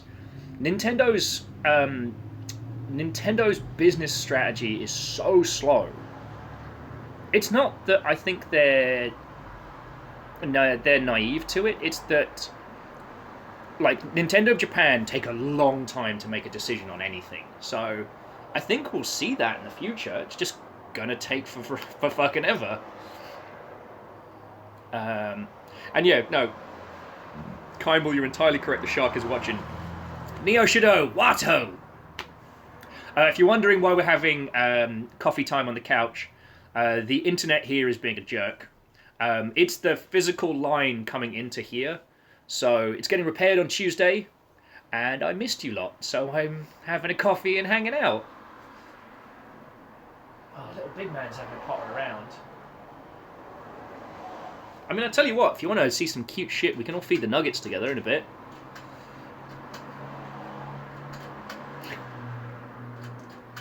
Oh, well, this willing outcast, that is very lovely of you to say. Amy says that Nintendo is an old generation having trouble keeping up the wants of the younger generation. I wouldn't disagree with that. I wouldn't disagree with that at all. It's just that Nintendo is still managing to be successful. Like, Capcom nearly keeled over. And Sega was very close to dying out. So a few of the like main staples of the Japanese games industry had these scary times, like about like midway through the 360 era, where the world shifted. You know, Japan was no longer the industry leader in video games, and the world was moving past them. But for whatever reason, I guess the success of the Wii, or maybe just the sheer brand power of Mario and all of this, but Nintendo never had that scare. No one put the fear into them, and so they never had to evolve their hierarchy. They've never had to change their structure, and so they've been able to succeed in spite of all of that. Does that make a weird sense?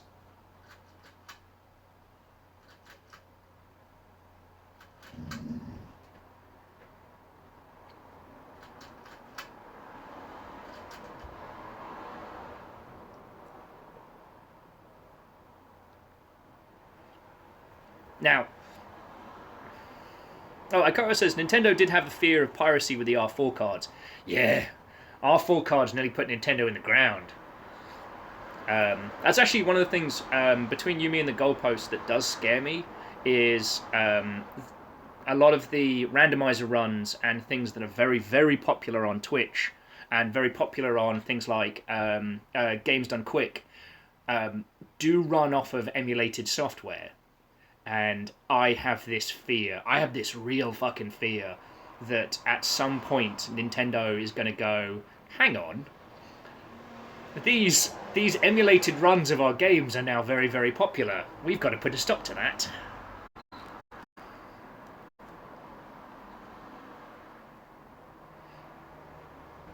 Yeah. Kymble says you can hear the Nuggets drinking. Yeah, the little loud drinkers. But everybody's kind of up and about now. Well, I mean, Big Man is. I tell you what, should we get some nugget cuddles in before we feed him? Hey, Big Man! Hoppa choppa choppa choppa. Choppa choppa choppa. Hoppa choppa choppa choppa. It's okay. My little Big Man. Yoinks. Yoinks. We're going to do food time in a little bit, Big Man, but I wanted to come hang out with everybody. Yoinks. Let's come hang out close. Yois. Yois. Little star of the show. I know, you're used to having some food when you get cuddles.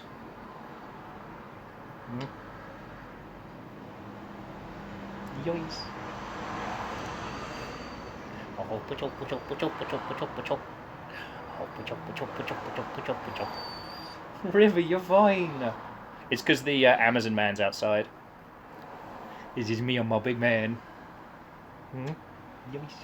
Yois. Good little big man. Oh, if you haven't met him, this is Perun. He is our eldest. He was one of the first 2 nugs we got, and him and I have been bestie best friends. Him and I have been bestie best friends. Yois. He is a big love, and I love him very much. Yois. River. River, stop. Yeah, I know, big man. She's literally just whining because the Amazon man's here. Yois. Utopia's asking if I consider making more nuggets, more stunt nugget content. No, I don't want these nuggets jumping for danger. They're too lovely. They're too lovely. Yois. My big man. Lyria's poor River must protect. River, it's okay. River. She's just whining because the Amazon bloke is walking around outside. Now, the problem is if she goes from whining to boo woo woo woo woo. And if you haven't heard it, River has a big girl balk. It's actually one of the reasons why... Oh, sorry, big man. You okay? It's one of the reasons why we don't do sound for Guinea Pig Nation, is because we did it to start with, and River got annoyed by...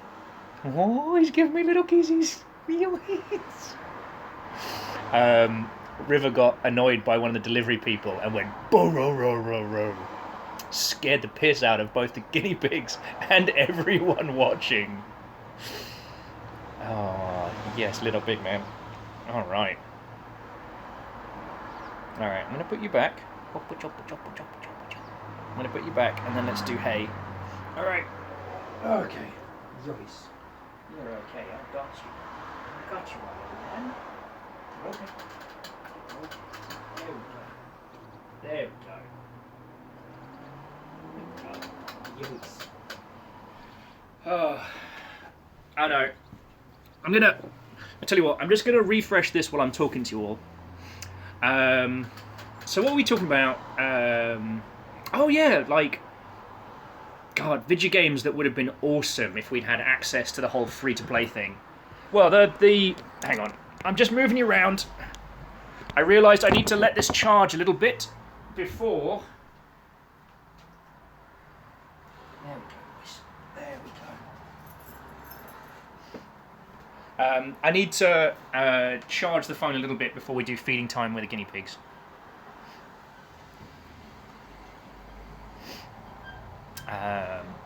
Yes. River Protectors. What was I saying? Oh yeah. So I don't think like the games of service model is inherently bad.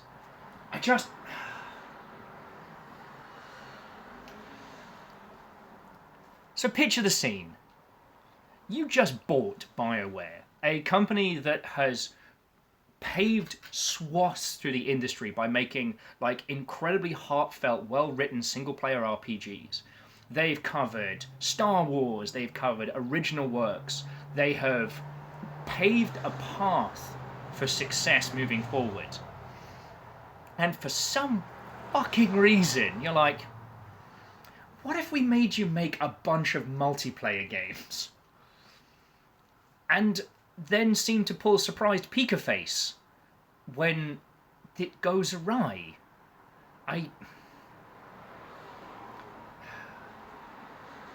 I feel that quite often the live service model for games gets a bad rap because of bad decisions made outside of that sphere. Do you know what I mean? Secretly Robin says, I think that games as service requires a great deal of discipline at the highest levels. Oh yeah. I mean, you could do things like sock pop style of developing small chunks and delivering them. Kaimel's like, weirdly, if you work in free-to-play, you'll struggle to move on to non-free-to-play and vice versa. Yup. Like, it's not something so easily tacked on. Yeah, Alnus, what if we made multiplayer games with our trash engine and no support in quickly? Hey, Caffeine, how you doing? And I am doing lovely. Mainly because I missed all of you lot. So... No, I'm going to utilise the Keurig for this one, because I made one fancy coffee and we'll have one regular people coffee. Get off me bin. It's a kaleidoscope, innit? So yeah, we're just chatting video games. Having a good time with it.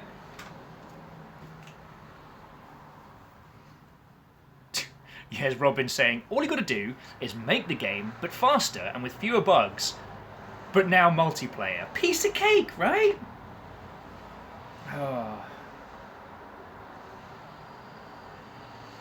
Oh, Caffeine, no worry, no worry. Okay, so little fun exercise. I want you to name a game that is, whether it's traditional free-to-play or not, but name a title with either post-launch transactions or microtransactions that you personally enjoyed. Because I've been thinking about it, like, I genuinely enjoyed PlanetSide 2. I thought its whole, like, try before you buy method, that while the idea of paying for weapons and cosmetics felt scabby on paper, I genuinely liked it, especially as someone who played, like, one class, one character. Like, I played as a sniper, and so it let you trial all the weapons before making any purchasing decision, which I loved. Agonanarchy was Puzzles and Dragons. Oh, yes. And Favor 6 was listing Dungeons and Dragons Online. Great example. As you well know, friends, I've been enjoying Arknights a lot. And, like, as someone who has been a supporter of Warframe from day one, like, you know what? I feckin' love it. Secret Robin says they've spent some dosh on Warframe. Does that count? It does. Okay, no. Clank, we're not going to talk on which ones we didn't like. We're going to focus on what we like. Mainly because I don't think that your comments are wrong, and I don't think your comments are something I disagree with. But it's one of the things that we've all been hurt by free-to-play systems. Like, I could tell you tear-jerking stories about things like the what was it called? It was the Tom Clancy free-to-play, which was good and then died, or the Ghost in the Shell free-to-play, which was just bad across the board. Favor 6 says, as much as I hate to admit it, Star Wars: The Old Republic, hey, nothing to apologise for.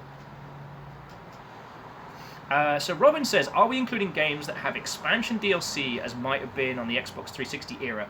Depends on, but yes. Alnus says, Genshin before, but they have a give us $5 and we'll give you resources for a month. And when me and a friend crunched the numbers, was perhaps the best value I had for a free-to-play. Oh, that's interesting. That's quite common for titles that come out, for free-to-play titles coming out of Asian regions.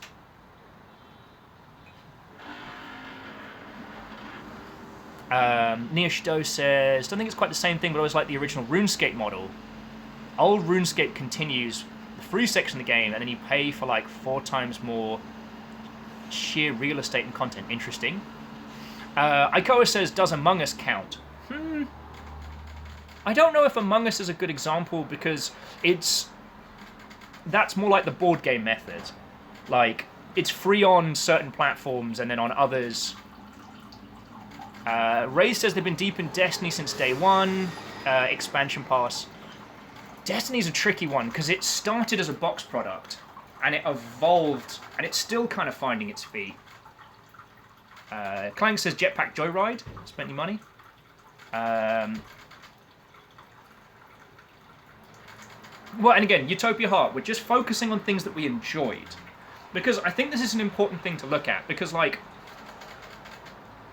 there is a sweet spot that you could find from a business standpoint where you make a game that is free to play and is a games as service model that isn't exploiting its customer base and is letting people spend a healthy amount, but allows people to spend. See, there's this problem.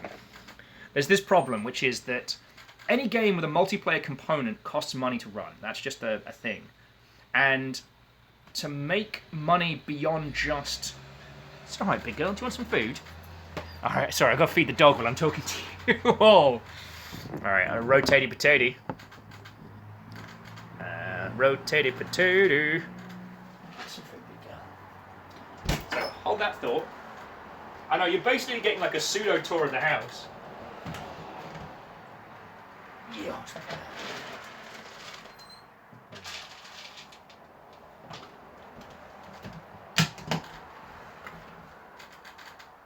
Good big girl. Big stretch. There we go. There we go. Dig in, big girl. Yeah, just dig in. I'm going to feed the nuggies in a bit. Let me get my coffee. Sorry. Not only did I lose my train of thought, I spilled some coffee. I tell you what, I'm going to move around because River gets not... She's not... what's the term? She's not food aggressive or anything like that. It's almost like she gets a bit embarrassed. Like she doesn't like it if I stare at her while she's eating, you know what I mean? Which I don't think anybody does. Anyway.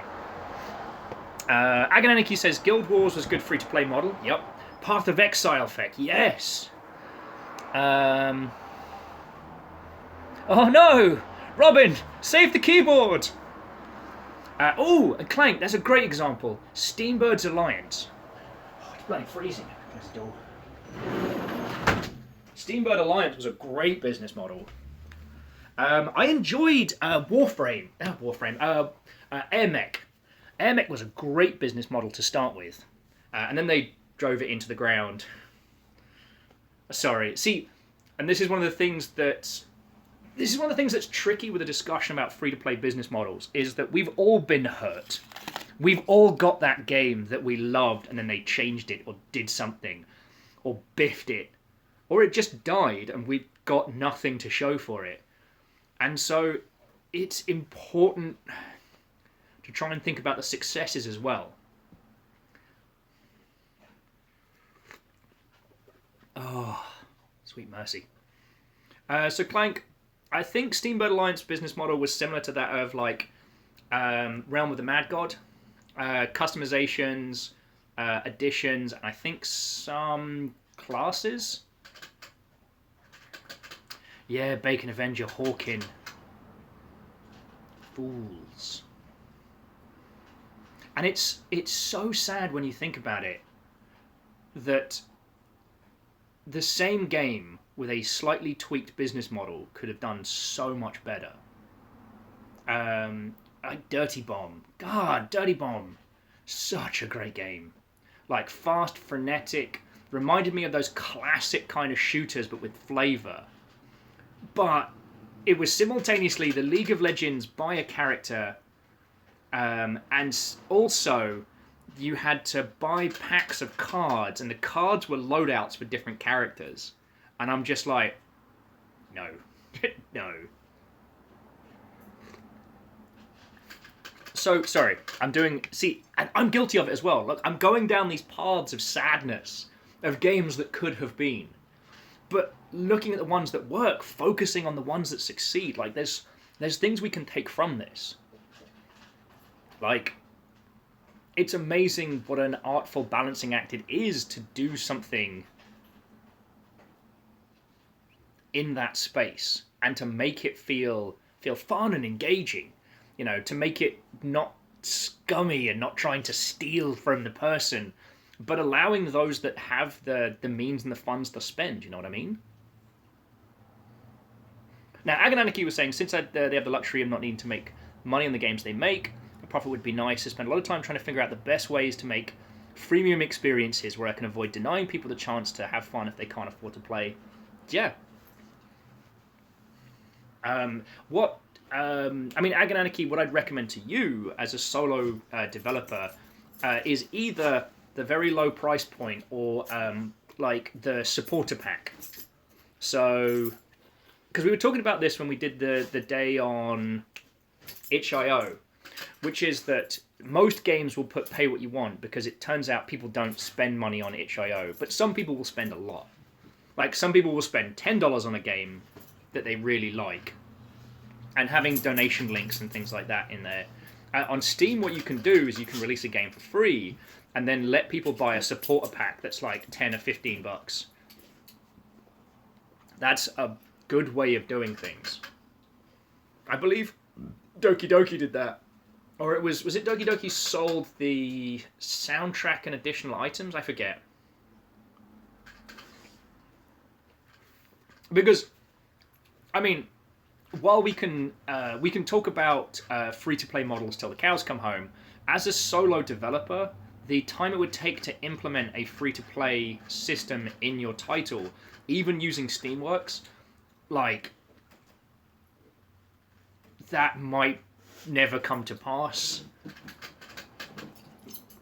So, I guess we're talking about the small to middle tier established teams.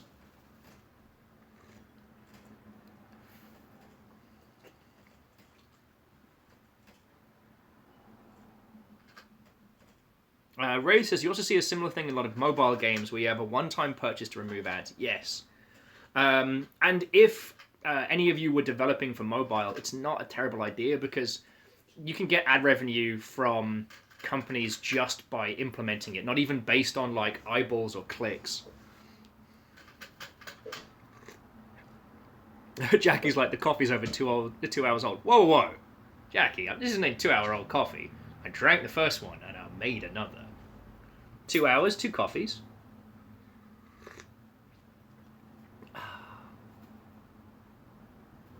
And Bacon Avenger makes a good point. With good coffee, aging is much of an issue. Yup. God, yeah, I can drink good coffee until, like, even if it turns, like, slowly stone cold. It's like the instant stuff. Oh, you've got that fly. There is a fly in the house. River now has a charge, and she is stalking it like prey.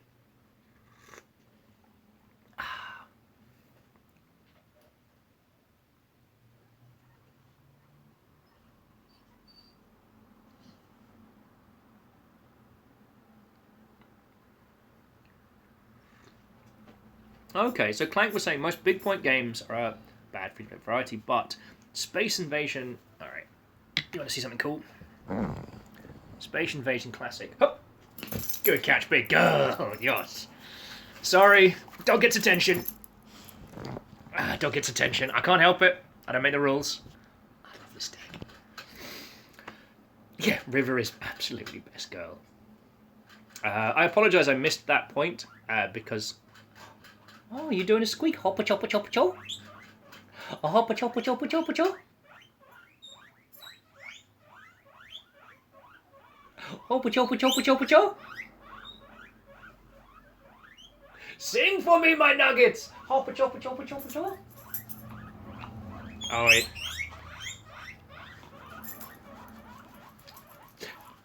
The children are hungry. Hoppa choppa choppa cho.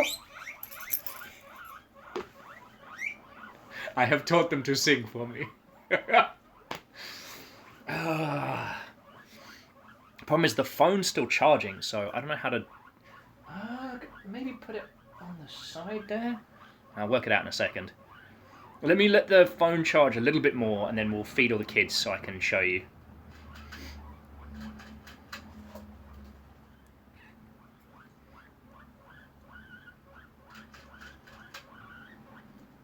Robin's like, I just want to like make stuff and not stress out. I mean, I guess, Robin, that's why I hope if you ever have any of these pain points to consider, like, you can use us as a sounding board. Because one of the stresses of being a solo developer is having all of that pressure on yourself. When you can talk it through with a bunch of people, like, you can work out best models. And sometimes you just need someone to take a step back and look at your game objectively and be like, all right, well, here's how you could best sell this. So that you can focus on just making cool shit. Now, live on stage, Viking Blonde and his singing nuggets. Hopper chopper chopper chopper chaw. Hopper chop. Hopper chopper chopper chaw. This is the best. Alright, I don't know if you're gonna be able to see it because of the bars, but friends, over here, I don't know if you can quite see him, but one of the boys is up on top of his house and is just eyeballing me and going weep, weep, weep. Like, matey boy wants food. Matey boy wants food.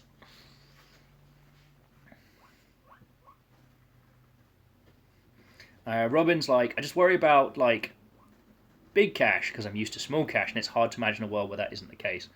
Yeah, well, I mean, that's why a lot of indie devs advise each other to get an accountant early because it comes up on you fast. But I also understand, like, an accountant's an expense. And honestly, like, if I hadn't have been so worried about American taxes and things, I probably wouldn't have gotten one myself for doing stuff here. Now that I have, it's probably saved me so much more cash than I've spent on them. But, yeah, you know, I understand your concerns. I mean, like, there's so many different paths that you could go down. I do agree with Thor. I do agree with Thor that the ideal situation is to release your game your way. Don't get a publisher, don't get people above you. But I also acknowledge that that's an ideal, that's a dream. That we've all got to eat. And we've all got to eat more than just packet ramen, otherwise you'll get scurvy. And that sometimes taking that publisher deal means a huge fiscal weight off your shoulders. And I don't think that's a terrible thing to consider. It's like Thor is the romantic ideal. You know, he makes games and streams and it all comes together to carry it through. But that's not viable for all of us. And I understand that. And so if someone like ID at Xbox is willing to give you, like, you know, 50 grand, 100 grand, you know, oh, okay, I think ID at Xbox goes up to $500,000. I think after that you have to become third party, but I forget. Bacon Avenger. Man cannot live by carbs alone, complex or otherwise.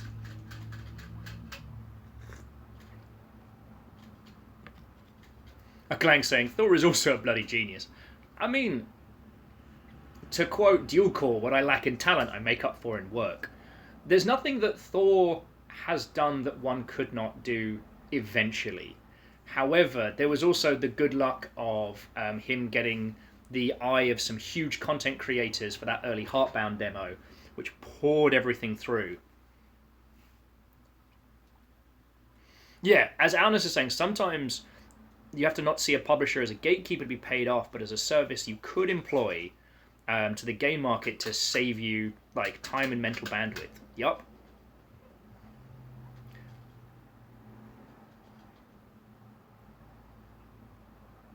So Steele's saying, also in a project to think, how much should I make dev-wise until I shop around to publishers? Ideally, vertical slice, but the more that you can make yourself, the less you need from a publisher. Okay, the way to look at it is the closer to your game being finished, the stronger you are. So when you step up to the table for negotiations, if you have a nearly complete video game and you just need, like, that little bit over the edge for, like, QA certification and publishing, well, marketing and PR, then you're in a much stronger position than if you're like, all right, I have a vertical slice and I need like a year and a half's worth of money to make this game.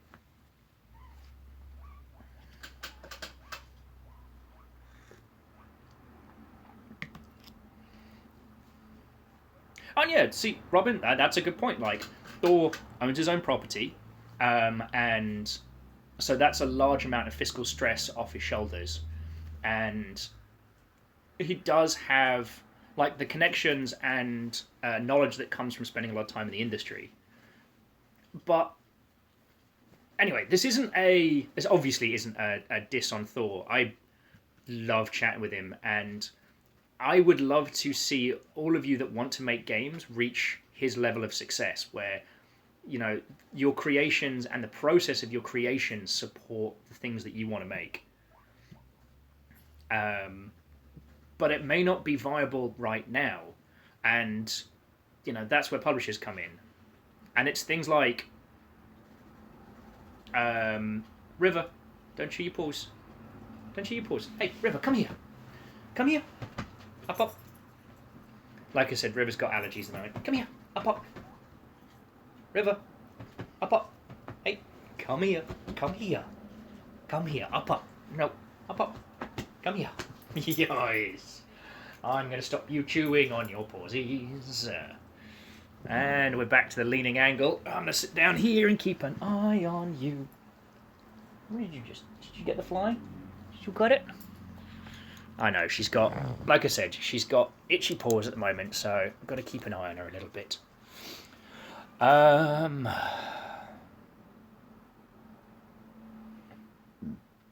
was saying, the more I talk to Thor about video games, the more I realise that he and I don't have the same dev philosophy. And that's fine. Like, if I was going to go about creating a game, I couldn't follow Thor's path. Yes, you are the bestest in the big whole wide world. And I know your dev philosophies are very lovely. You just want everyone to be happy. The great truth of dogs. They just want us all to be happy. Like, I couldn't do what Thor does. I would have to get at least 2 other people to produce a game, and then funding. But that would be my job in a team. My job would be to make sure the other 2 got paid. You know what I mean? I'd have to be the person, doing the hard sell. And that's okay. I don't know who I'd go with right now. Like, I know Raw Fury will take anyone.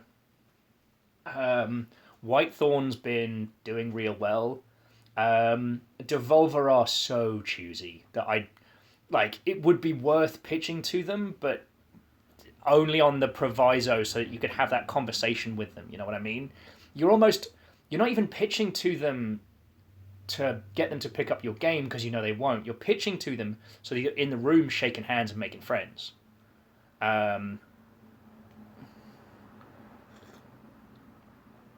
Sorry, I'm going way off topic. But yeah, sorry. Again, because I know Steel Fox has said a couple of things that I've missed. So feel free to repost them. The coffee chat. The chat box is tiny for me, so I miss things as it goes through. Kimball says, when they started in the industry, I met the introversion guys, and they said to me, indie or nothing. And I'm happy to be working for the studio. I mean, indie or nothing, joke's on them, because they spent 7 years developing a project that nearly killed them, and then made a game about running a prison that saved them, so go figure.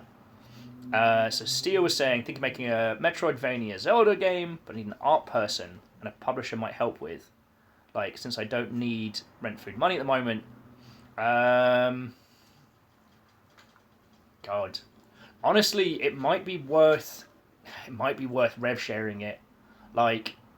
White box out the project with just placeholder art, and then the thing is, if you go to an artist and say, hey, I'm making a game and I'd like to offer rev share, and they go, have you made the game yet? And you go, no, I need your art. They're going to be like, how about no?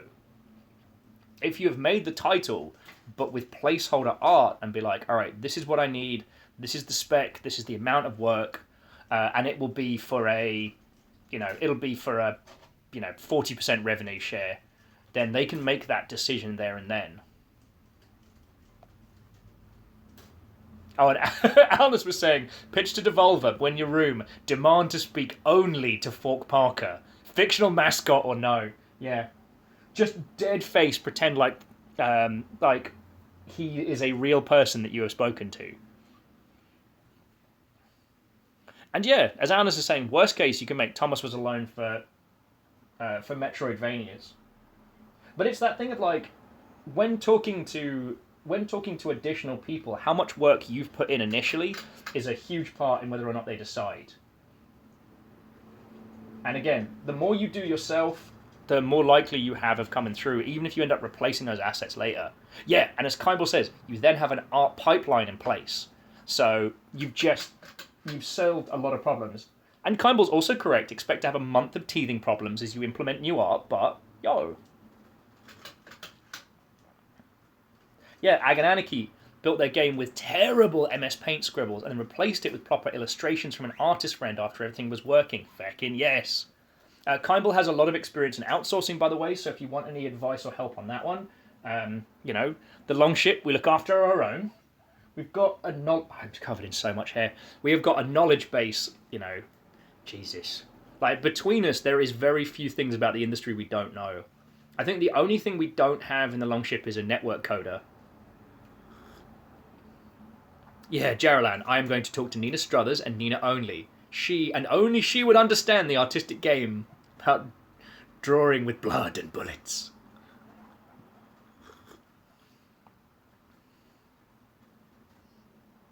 Robin's like, in before, why can't I just outsource everything to myself? I mean, you can. Just, you know. If you're planning on doing it all by yourself, which is fine,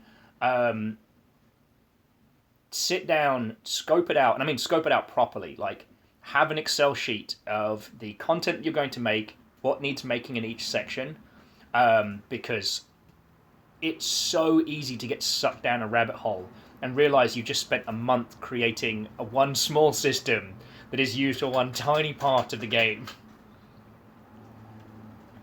Alan is like, I can make a cracking copper. This is the limit to my abilities and advice I can give.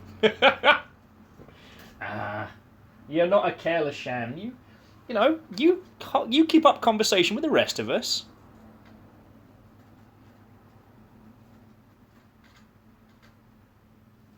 You fucking legends. Bacon Avenger says, as a sysad, I end up dabbling in just about anything that comes down the pipe. That's true. I know you've got the itchies. I know you've got the itchies. It's so hard. It's so hard being a River. Yeah, Agananiki is correct, though. That caffeination is very important.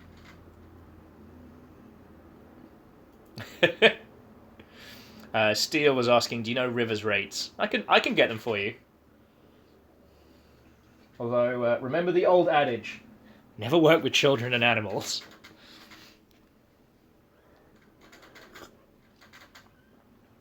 Kymel says they love block planning. Excel is the best. Yes. There's nothing more satisfying than seeing all those little red boxes turn green.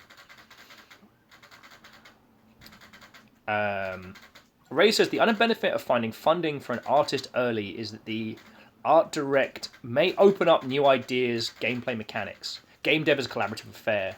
You can't discount the way in which a game's visuals might impact the play or vice versa. Yes. And Lord Last feckin' y'all. Okay, so that's 3 head pats, 4 butt scritches, a boop on the nose, and a big kiss. Alright. So that's 1, 2, 3. Hop a char. And a butt scritches of 1, 2, 3, 4. Boop on the nose. And yo's big girl. I mean, I love this dog, and I will pay her all the attention. But thank you for the 400 bits, yo. Jafar James, Watto. Kimball says, have you ever considered that the Nugs drinking is Morse code? Well, not until you just said it. Damn, I'm worried they're planning. They're sending little messages to one another. Actually, how are we doing for power? Sorry, forgive the finger. Oh wow, we're doing terrible for power.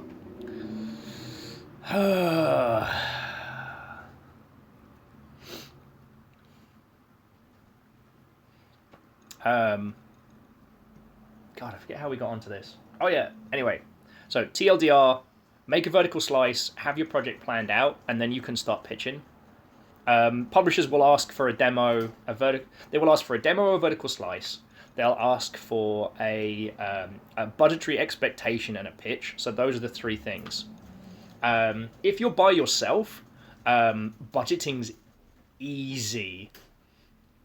Because what you do is you work out like how much money do you need to live, and not just survive, but live. Like, if you were paying yourself, X thousand a year, how much would that be?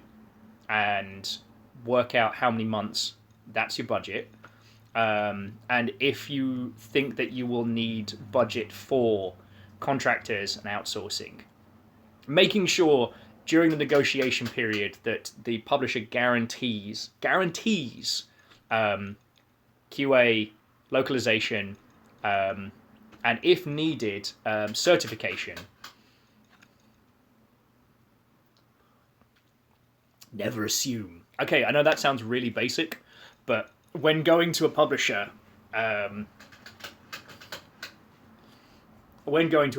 make sure in writing they have agreed to do all of those things, and never, ever, ever, ever, ever sign the contract on first pass. Always come back with changes, even if they're teeny tiny changes. Always, because that means they know you're serious. If they give you a contract and you go yes, they know that you're a babu, and they can just do what they want. Like, I know that's pretty brutal, but it's the truth. Kybal says, what about marketing? For marketing, you've just got to look at what they've done in the past and get them to agree to do that. Marketing is a bit of a fugazi in that they can promise you marketing and they can give you documents that say they delivered on marketing, but they didn't really. It's very easy to jazz hands through marketing and go, oh, we sent out these press releases and we did all this, and really it just was nothing more than you would have done yourself. Oh yeah, and as Moose says, if you have literally any ability to do so, contracts mean lawyer, yes. Oh yeah, Steel Fox with you don't need marketing. When players find a good game, no! Players do not find good games. In fact, players are terrible for constantly playing terrible games. Yes, as Aganakli says, there are tens of thousands of games. You wouldn't believe how many fucking press releases I get on the daily, and I'm not even a journo. Like, I get between 10 and 40 press releases per day, and that's just because I went to GDC with a media badge. Bacon Adventure says, remember PA had a reality show for artists. Strip Search, which was produced by Loading Ready Run. And contract checking and reading with Koo was a part of it. Yes. And yes, that is funny because Mike and Jerry signed away all of their everything in the early days of Penny Arcade. And it was Robert Koo that came in and had to get him out of legal trouble, which is feckin' hilarious. I wonder what Koo's doing these days. I mean, dude was a businessman and a half. No, Moose. Players are terrible and play terrible games.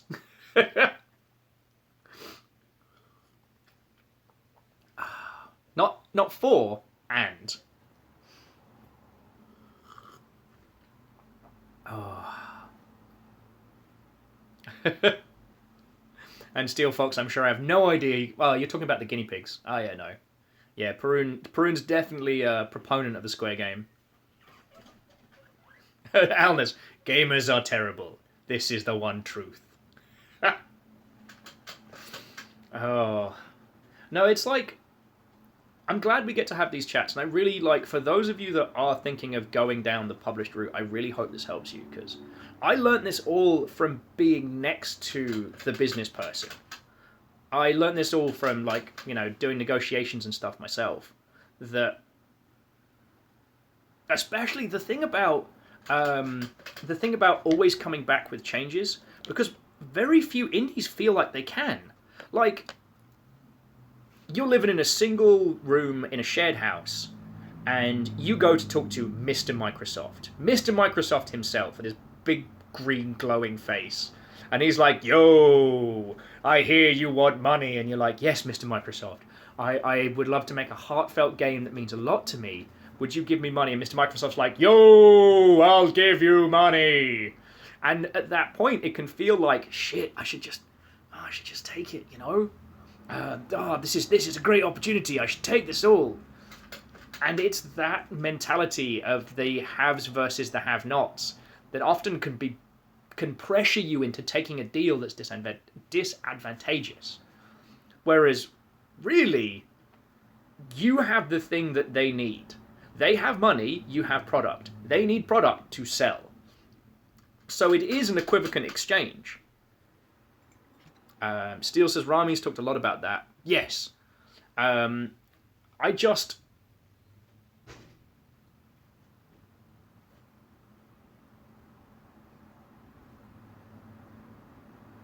The heck was that? Sorry, hang on a second. that was an unsettling noise from the back room, which should not be baking noise. Hopefully just something fell over. If I scream, it's all over.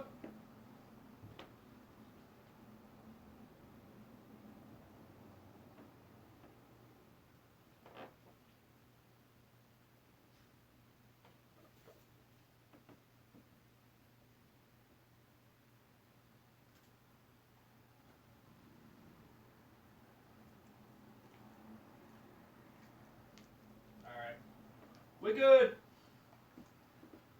It looks like someone's moving into one of the other houses on the block, and they dropped something out of their car and it cracked. Poor buggers. Where were we? Oh yes, and this isn't a diss on Rami, but Rami's already had a lot of success, and a lot of success with some very a time in the industry which isn't going to happen again. Roki's like, well, no, go back to dog only stream. Wow. I mean, you're not wrong, but still. I'm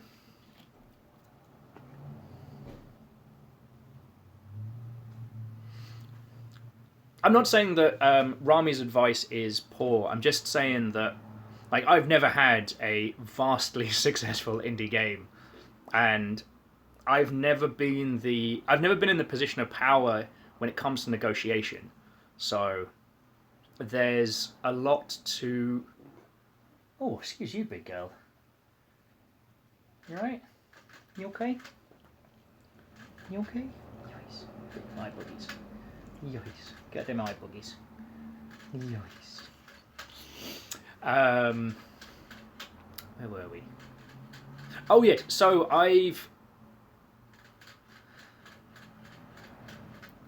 when I've been across the table in these situations, it's been a learning experience for certain. God, I tell you, here's a complete aside, but the one that still amazes me is how often the air quotes business people just don't get it, and realizing that your pitch for your title needs to be aimed at the lowest common denominator.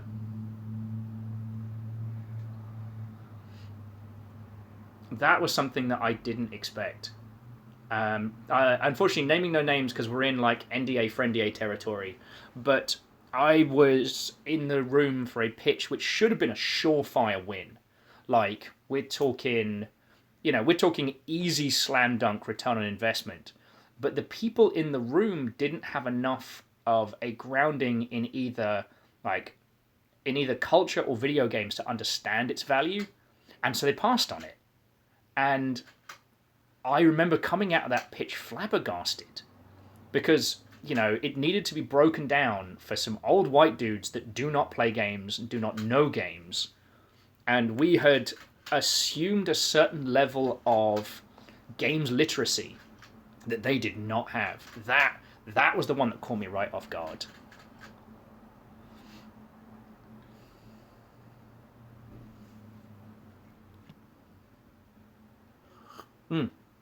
Actually, Wraithclank, there's an interesting thing that I used to get told when it comes to like pitching and things like that, is rather than thinking about making your own luck, my friend used to call it rolls of the dice.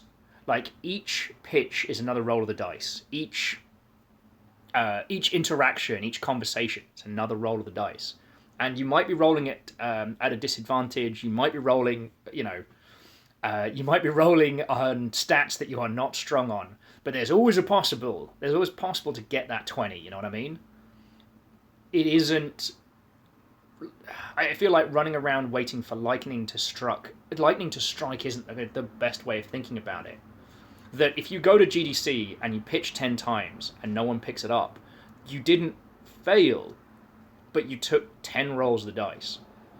And again, when it comes to these kind of conversations, like I was saying about Devolver, like pitching to Devolver so you can meet the people there, see who their publisher people is, and make some friends is entirely fucking valid as a strategy. Anna's saying you miss 100% of the shots you don't take. Very true. But yeah, God, I'm trying to think if there's anything else from pitching that...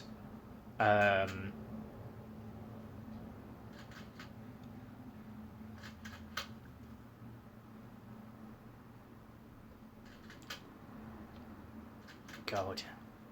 Oh, the only other thing that's worth mentioning is that business models, when pitching, business models are one of the few things you'll have to keep static. But you can change anything else. Like, it's entirely okay to pull a Walking Dead, but it's not okay to take a free-to-play title and then change it into a, like, box product unless your publisher is the one pushing for it. That's just business nature. Wait, do you all know the Walking Dead story? You know what, I'm going to tell it because I love it as a story. So, The Walking Dead. The Walking Dead was pitched to a bunch of different comic publishers, and no one wanted to pick it up for zombies. Nobody wanted to pick it up for zombies. Zombie comics, no one's in for that. So the original creators modified the pitch, and it was going to be an alien invasion story masquerading as a zombie story. So it was going to be zombies, and then, like, surprise, it turns out it's aliens. And so they agreed, signed the deal, and then they got to writing The Walking Dead, which, as you will note, does not contain aliens. By the time the comics publisher was like, can't help but notice the alien stuff hasn't happened yet, and so the creators were already selling so many issues, they just kind of came clean and went, yeah, no, we're just going to make an alien, we're just going to make a zombie story. Now that takes a strength of creative vision. It takes a certain bit of a determination. Jarrelland's like, I believe it's called the bait and switch. And when it comes to creative or narrative decisions, those are fair game. Like, if you're halfway into making a game and you pitch the publisher like an emotional narrative, I don't know, cooking game, and you realize that the cooking elements are great, but the emotional narrative stuff's just not clashing, and suddenly you want to make a high-speed kinetic cook-off, do it. You found the fun, deliver it. But the thing you can't do is switch business models. So if you agree to do that as a free-to-play model, you've got to deliver as a free-to-play. If you agree to do it as a standalone... I know I keep saying box product. Box product is, you know, a game that would come in a box. In digital standpoint, it means that the game is finished, is released, and it is done. Maybe with 1 or 2 patches, but with no, like, additional content.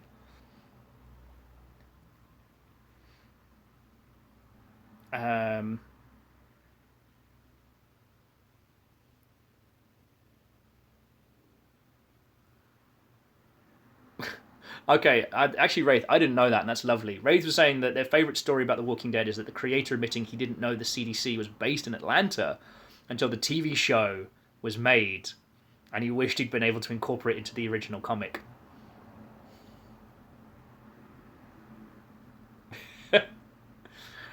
See, Steel Fox, I would agree with that joke about make the Square Game 2 and pitch it as a romantic visual novel, but there's no money in visual novels.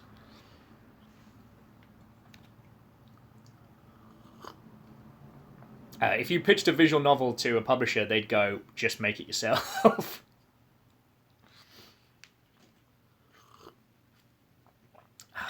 Sorry, I don't mean to be cruel. Visual novels are great. But it's a very saturated space. God, what could you pitch? What could you pitch?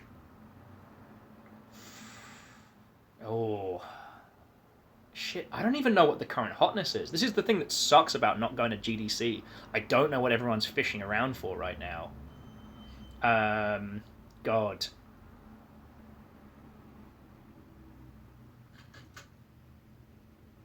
Yeah, no, I need to have a sit down with me publishing friends. I do not know what everyone's after. Gone are the days where I'd be able to be like, yeah, no, people are looking for. I mean, it could be everyone's in the same boat and lockdown's just thrown us all for a loop, you know?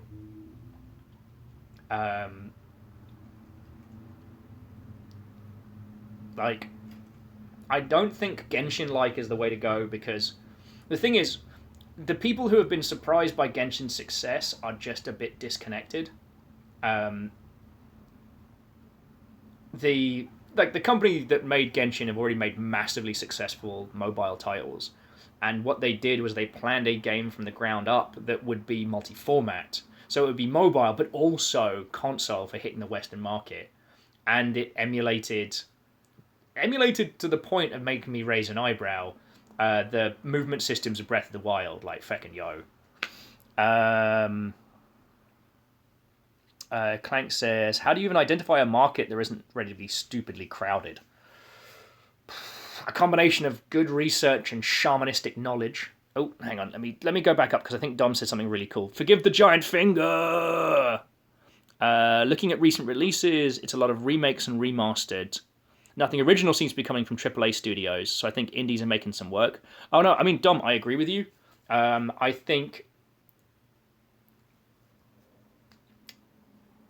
the surefire success of remasters is now such a proven maneuver. Oh god, there's so much good conversation. I'm trying to keep up, but there's so many points. Ray says, I'm not sure there's a single hotness given how things are. I expect Pokemon Go's and games like that. I've seen a boom in the second half of this year. I mean, anything mobile has been making stupid money. Although, interestingly, people haven't been playing new mobile games. They've been spending more money on the games they're already playing. Which, I mean, the mobile market is a fascinating sphere of gaming. It's not where I spend my life, but I'm still fascinated by it. Oh, okay, Lyrius. Have fun, roll well, and thank you for coming for impromptu coffee hangouts. So Steele says, on a repost the message, if I'm going to pitch to Devolver, I might not get published, but I feel like I'll do something interesting enough, so they look out for my next pitch. Yeah, although, don't go quirky. So, like, pitch to them sensibly, but pitch them something that makes everyone in the room go, huh, what, huh? Like, something so fecking out there that they remember you. Don't pitch it quirky. You know how, like, some people put joke skills on their CV and it never lands? Don't do that. But pitch them something that is impossible, that could never be made, but no one in that room will ever forget it. Mr. Dawes says, the Diablo 2 remake is weird. Dev post actually shows and tells us that the game is running under a new set of paint.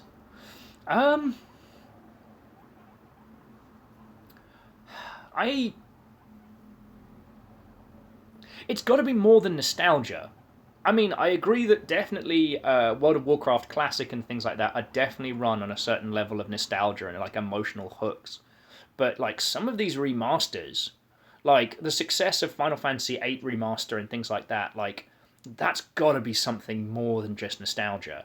And Diablo 2, like, I mean, I guess Diablo 2 is designed to hit a market of people that can't buy that game anymore. Oh wow, that fly is feckin' dead. River just ate that. So I think it's kind of fascinating.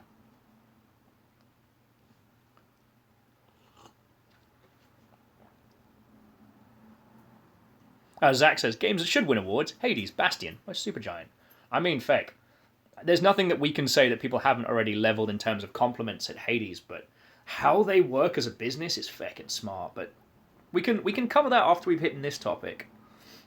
Oh, sorry, what was that? That was a lot of this is just trying to get things they could have been if the tech had been there. Oh, so you like with remasters? Yes. Being able to just start again on these things is very powerful. Getting rid of of legacy debt and things like that. Steel saying might be my ego talking, but if I can get something with the LD of TSG, and acronyms are for jerks, but with something interesting, see where I'm going. I mean, vertical slices the go. And Reflective, how are you doing, friend? What ho? I had my second jab this week, and it kicked me on my ass. Like, I had hell flu day Thursday, and yesterday was better by the end of it, but oh boy. Plus the internet's spotty here, so we're having like a coffee hangout. Dom says, talking of nostalgia, I wish EA DICE would do Bad Company 3 and finish the single player story they left open. Yup. I mean, God. It's a constant conversation that, like, existing IPs are always more valuable than starting a new one, because you have people that automatically care. And while it pissed me off, like, Arcane's Prey Nouveau being based on an existing IP was probably a good way as to how they got some fundings, yo.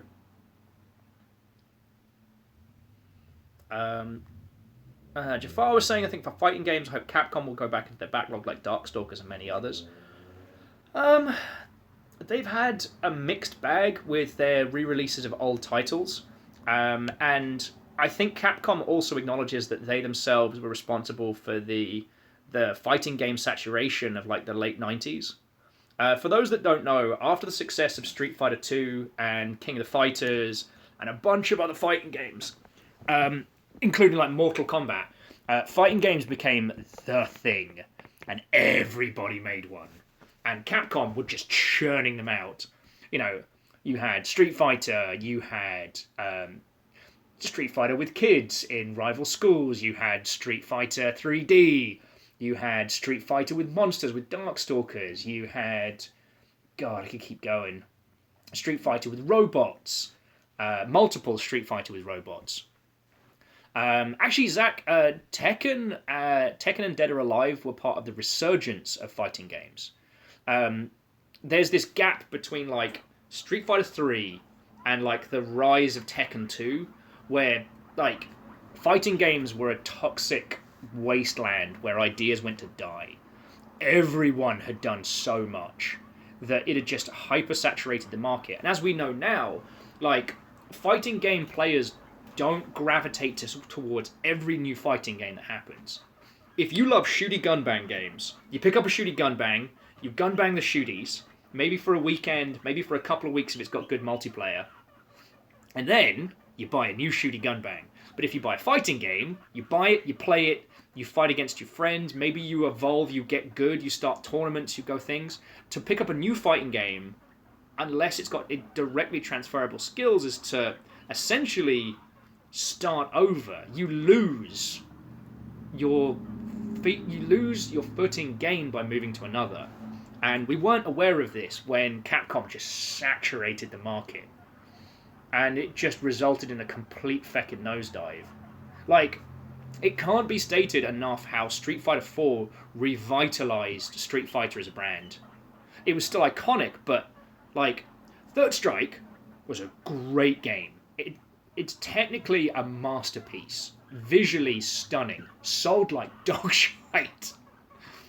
And also it had 3 different versions, so everyone was confused as heck as to which Third Strike do I buy? Yeah. Sorry. It's a weird little subset. Alright. Let's see how much power this has got, because... Forgive the finger! The finger of doom! How much we got? 18%. Alright, I'm going to try and feed the nuggies before the phone dies. So I've got 18 battery percent to feed the nuggets. So we'll take a little breather and let's see some cute. Alright.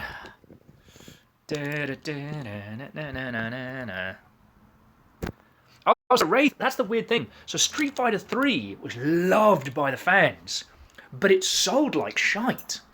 Whereas,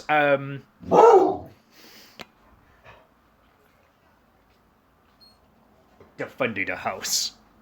Ultimate river time. Alright. Alright, so, hang on. I'm going to switch to Will's hand cam. Or if you just want to imagine, like, the... Yes! It's food time, kiddos! Oh, now you want to come say hello. Now you want to come say hello. Now I've got something that you want. Oh, you look at my hand. River, out the way. Out the way. I've got to feed the children. And somehow I've got to do it with one hand. Fuck. This is much harder than I thought. Alright. Yes. Get them that fancy hay. Fiona found a supplier of, like, the good hay. Alright, children. Come here. There we go. Alright, ladies. Let's just move your housies. The girls tend to do this thing where they sit in their houses and then start running around.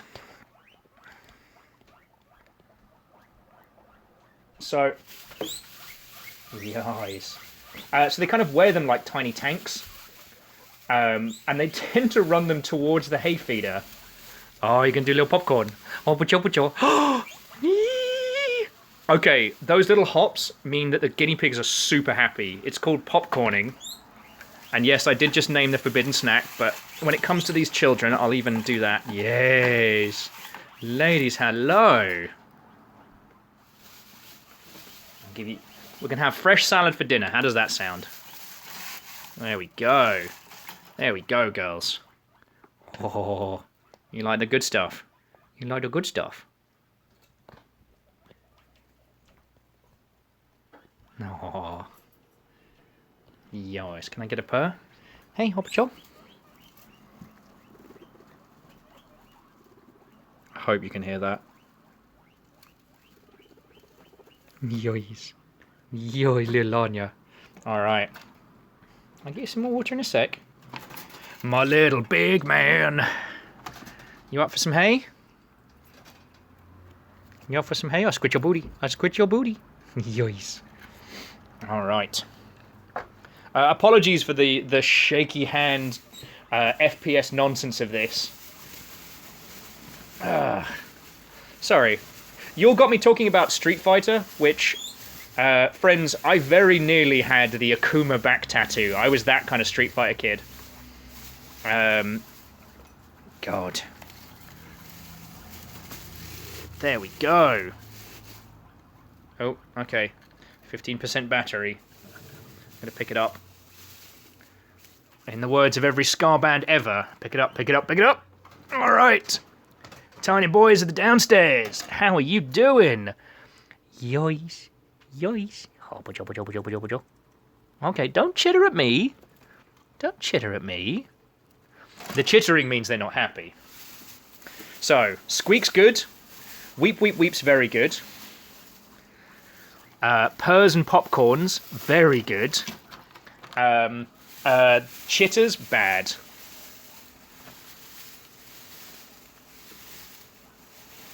Clank's like, what is ska? Well, according to Brian David Gilbert, ska is the official music of the future. Alright. And now, sorry boys, let's get a block for the foster lads. God, gotta break it up. Alice is like, Will doesn't realise this, but this is the next DreadX segment. Feckin' yo. So Steel, I think the problem... I've tried doing fighting game streams in the past, but I'm really boring to watch.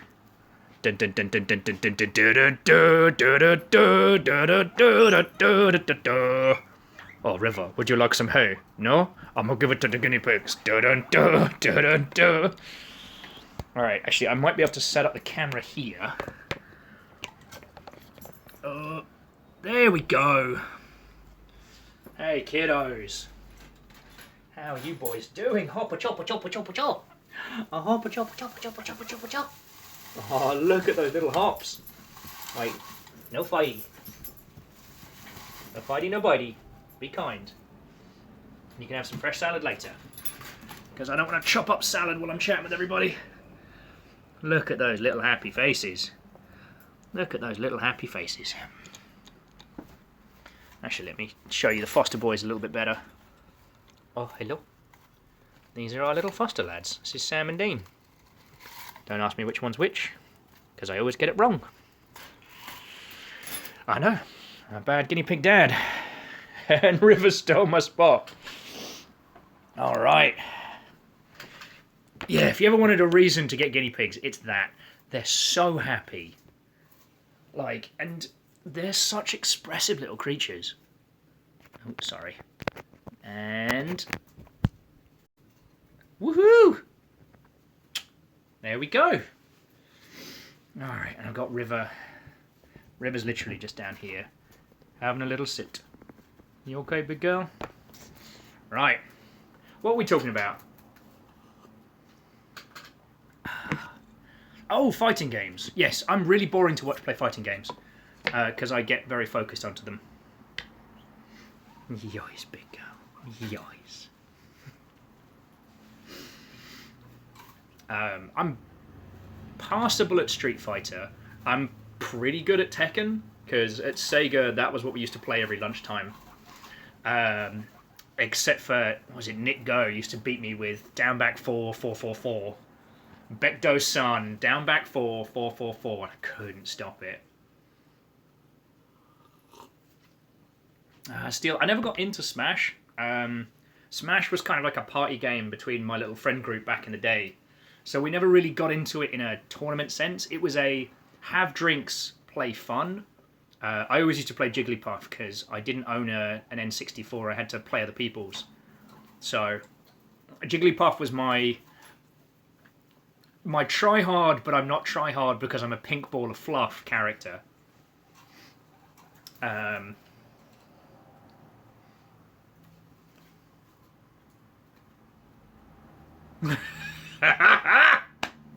Okay, Wraith, I'm actually pretty good at Eternal Champions. And here's the thing. Okay, so Wraith was like, Will, but how are you at the greatest fighting game of all time? Eternal Champions for the Mega Drive. Friends, if you ever want to trip, look into the creation of Eternal Champions because it is an absolute brain heck. Oh boy. Actually, and so Wraith, I'm actually very good at Eternal Champions. And here's why. The UK version of Sonic the Comic, which is different from the Archie Comics Sonic that you've got out here in the US, they had a whole storyline with the Eternal Champions that was basically like Mortal Kombat the comic. You know, because they weren't keeping an eye on that nonsense. Alright, Lord Lost, have a great time with your one shot. Have a lovely rest of your evening. How are you so cute, River? There is not an angle I can get or I can show you, but she's just now lying on my feeties. And Steel, good luck sleeping. If you fail, you know, we'll be around for a little while longer. But yeah, going back to it, I was obsessed with the comic of Eternal Champions. And I was playing a lot of Street Fighter 2 Championship Edition, which was the Mega Drive variant with the 6 buttons rather than the 3 buttons. And yeah, played that a lot. I was also very good at, I want to say it was World Fighters, World Champions, the SNK knockoff. Because it used to be one of the few arcade games around. And it was, we used to do like a holiday a year as a family to Scotland because it was cheap. It was actually really good fun. But doing the ferry to Mull, we used to have a few hours to kill on this slow-ass ferry. And so I just pour 50p coins into this World Champions 2 machine. And Jafar James, I'm actually very good at Sega Bass Fishing. Very good. And one of my crowning moments being going toe-to-toe with Relic in a Sega off. £20, 5 ounces.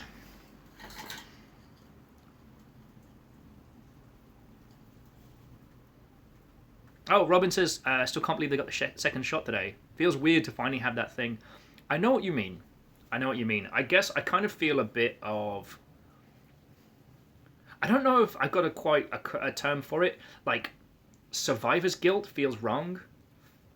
I don't know, privilege guilt.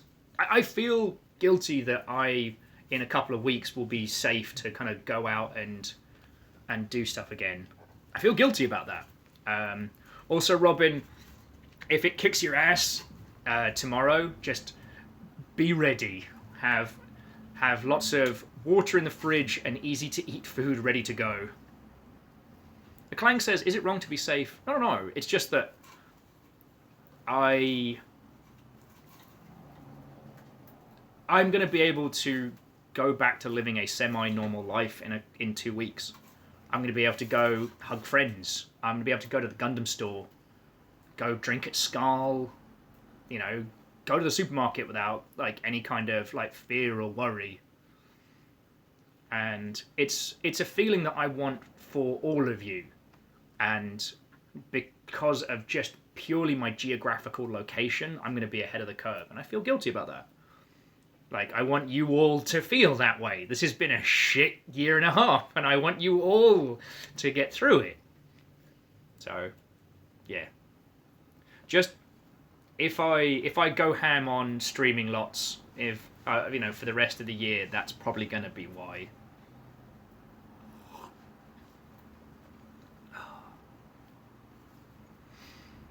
Oh God, Robin, I can't even imagine flying. That's going to take some... Oh. One thing I will say is, so the vaccinations that I got were at the big stadium in the center of Seattle, and even though everyone was staying distance and being safe, seeing that many humans at once was like a divide by zero. Spent a year avoiding people to then be in a space. And Jafar James, we will make it together, and like I hope that I can help everybody, even just a little bit. Anyway, sorry, I didn't mean to bring us on to darker topics. We're slowly getting the...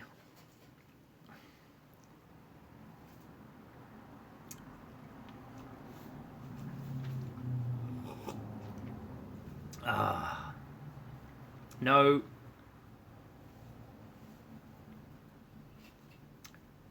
Yeah, I don't know if I have any of the lovely mod team here, but please assassinate with impunity. Sorry, what was I saying? Oh yeah, so in other news, we're slowly getting the house together. It's been interesting.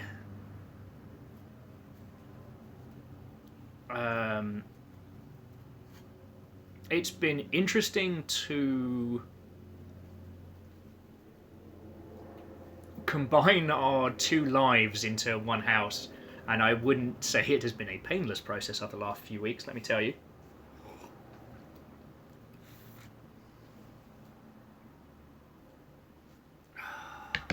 Where are my people? Tol. Now, thank you. There we go.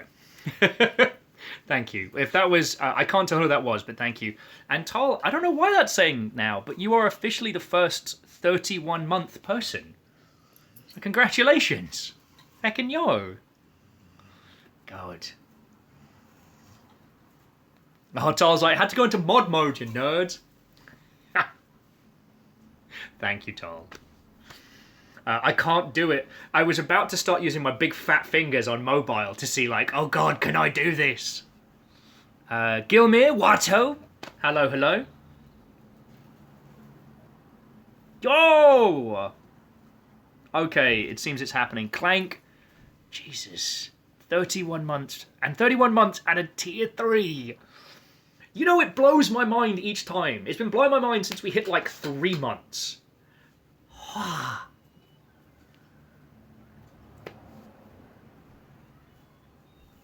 Oh, Clan's saying the tier 3 is recent. Well, it's been tier 2 most of the time. Oh, it's only been a little bit of a lot of support, not a lot of support. Feckin' yo. Feckin' yo.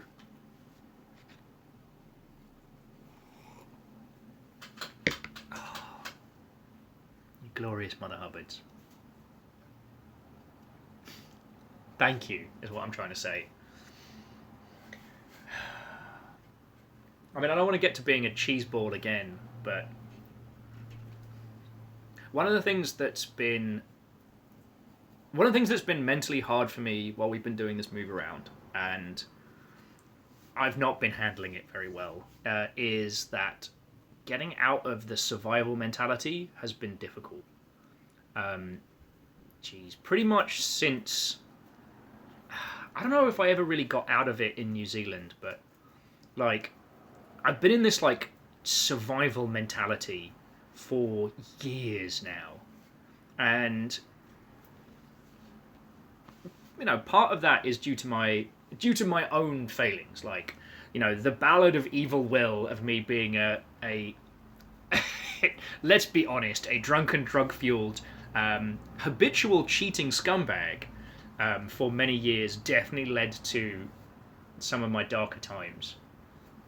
And then, I don't know, moving out here and everything going, like, arse over tea kettle, you know, I feel like I have been surviving so much. And then I moved out, and then I've moved in here, and now I have a home. Like, I have these tiny little bundles of joy, and I've got this big bundle of joy who's sitting on my foot right now. And moving the house around, I don't know, propped something weird in my head, so I kind of got into a weird space, and I'm... Yois! How are you so cute? Seriously, this is what I've got on my feeties. This bundle of cuteness. Like, I feel like these days I'm not just surviving. I'm not panicking to make sure I have, you know, a place to live and food.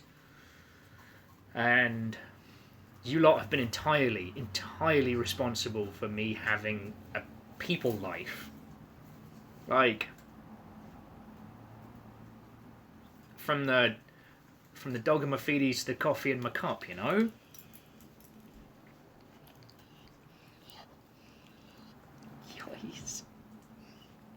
Yois, what do you need, big girl?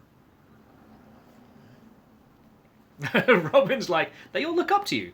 Literally, you're very tall to them. They are small. Set a good example. Yes.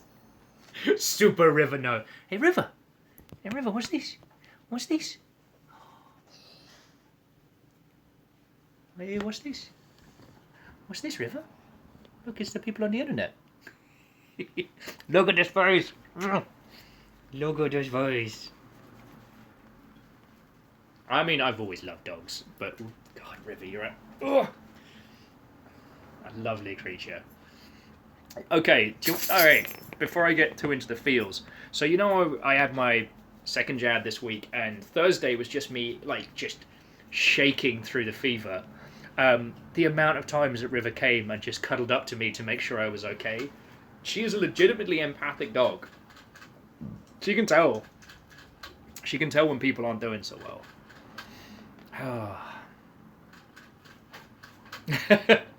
Alness, I can't promise that. I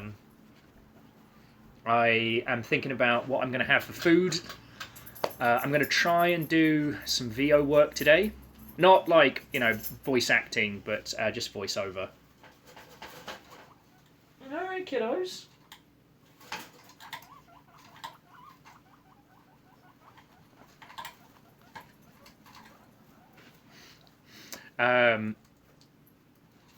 God, I lost my train of thought there.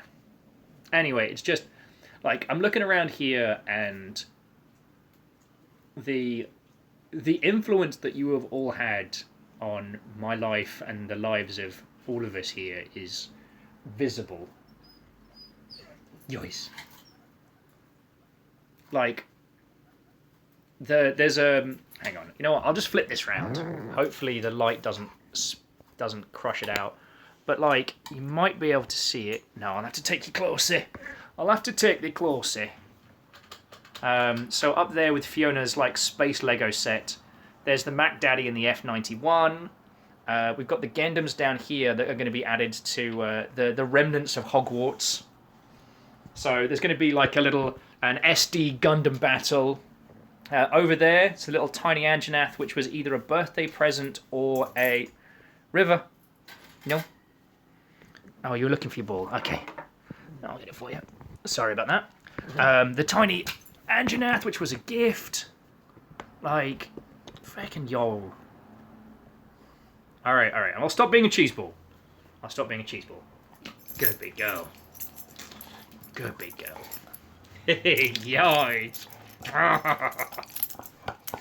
Yoys. It's all about River. Yoys. Oh, gotcha. I got it. Alright. Let's see if we can.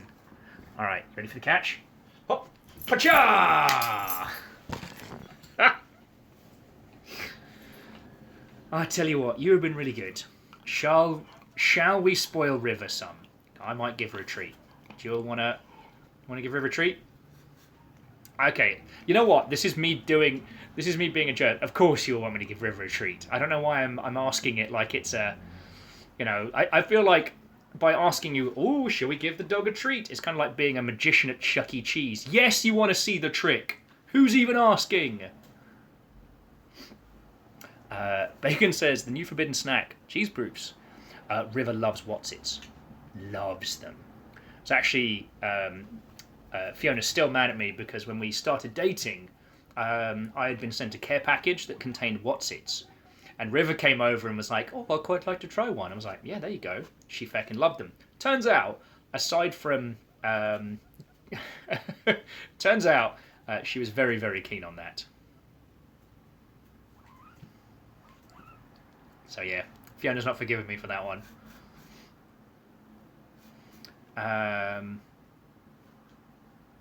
Yeah, so hang on a second, I'm just going to get River a treat.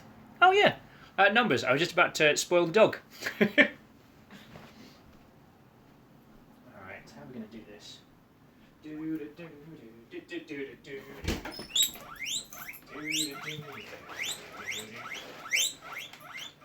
Nice, however... Oh, you kids just had food! Don't squeak at me! I know. Alright, let's see if we can do it. How are we going to do this? There's too much light there. Oh, I know. Bear with me just a second. Just pull the blackout curtain in front. Alright. So you should be able to see River. Alright, there we go, hang on. Oh God, phone! No! Okay, here we go. Can you see River? River, come here. Hang on, there we go. There we go. Alright.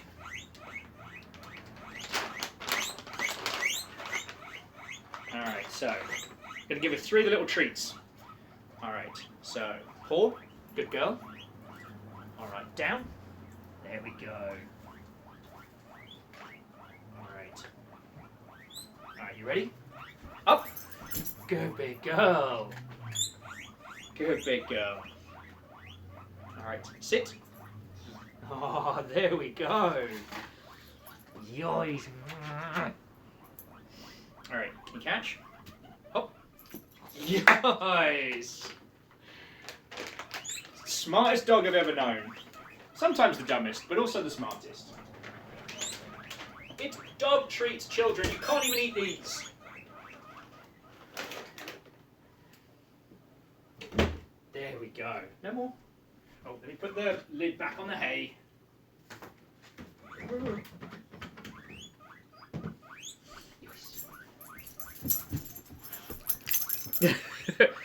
And fight a shark. Fight a shark. Yes. Nice. This is how I teach her to defend me from sharks. Yours, fighting a shark. Yours. Get a shark. Get a shark. Why do we even play video games? We could just hang out with River all day. Oh, fighting a shark. Yours. Good. Yours. Oh, the shark. Yours.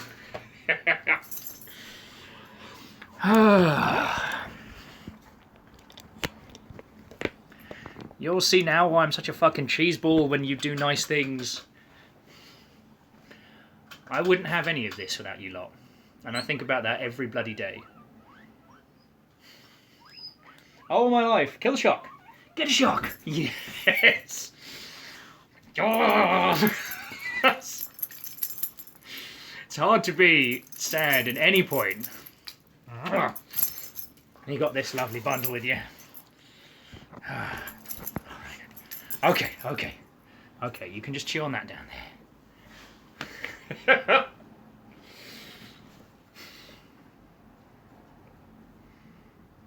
Clank's like, I would be in favour of converting this into a daily River stream. That's fair. James with like, when River power slams the shark back into the ocean Monster Hunter style. Oh yeah. Oh. So I tell you what, friends. I'm going to make myself some food. Start being a functioning human. I haven't decided if I'm going to be a fully bougie Mother Hubbard, and I might get a pizza later. Oh, Agonaniki says they finished a rough HTML mock-up of their game. Even though it's entirely terrible placeholder art, it still feels good to see the bones. It does. God, it does. Numbers is like, man, I want pizza. Yo, Numbers, treat yourself. Yeah, make your own, dude. That's fucking tasty. Like, you worked for like, what, 3-4 months just straight?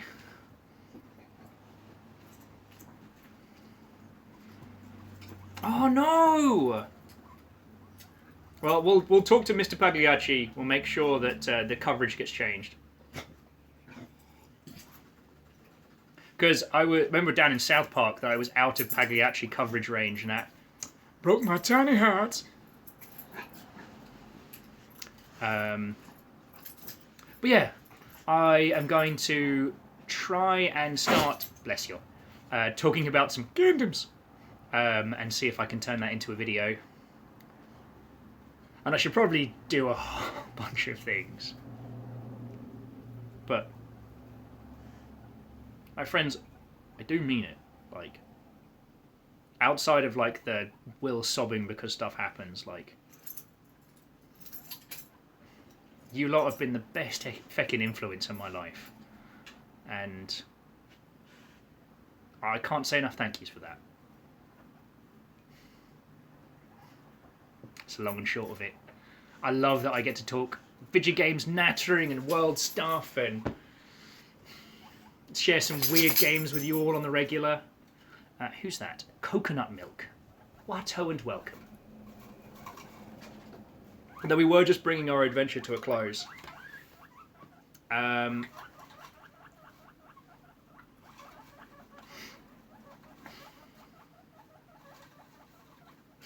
you hear those little squeakers in the background? Just having the best time. Though they want fresh salad. River. River, no. Come here. Come here. Let's play the shark. Hobachaw! Hobachaw! Yes, the Nuggies are communicating. They do squeak at each other. Reward the squeaks. Oh, I will. I will. I'm teaching them to sing. Fiona hates it, but I love it. It's more funny because Fiona is usually awake before I am, so she's the first one up in the morning. So while sleep is still being shook from her hair, to open the fridge and have all the nuggets start going weep, weep, weep, weep, weep. Yeah.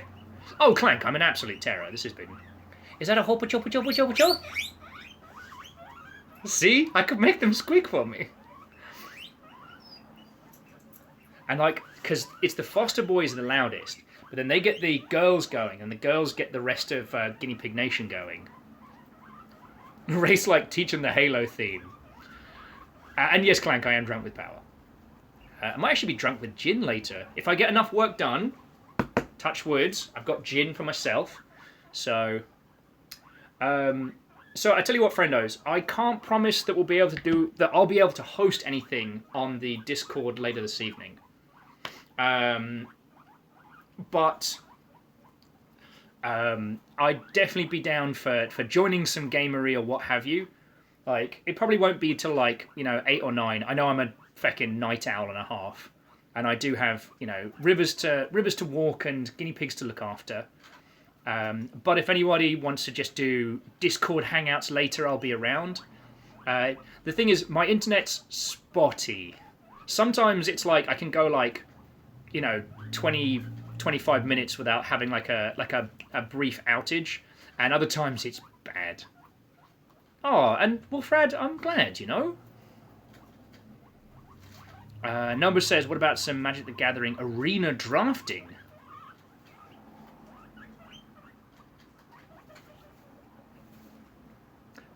The Midshipman. Hello, is that Breach? If you're asking about Into the Breach, the phenomenal turn-based giant robot puzzle strategy game, sadly it is not. And the shirt is just one I picked up from the Seattle market. Numbers, I've managed to resist the call of Magic the Gathering Arena so far. I've managed to stay clear because I know what it'll do to me. But maybe I'll just download it. I mean, what's the worst that could... Oh, God! The bloke from Valorant. Midshipman, I've been accused of looking like a lot of individuals. That is a first. So you know what? I'm going to take that as a compliment. Though I will say, I've watched a lot of Valorant, but my time of being good at CSGO and CSGO-like games are long behind me. I'm a 35-year-old man who likes gin, staying up late and coffee. My reaction speeds are toast.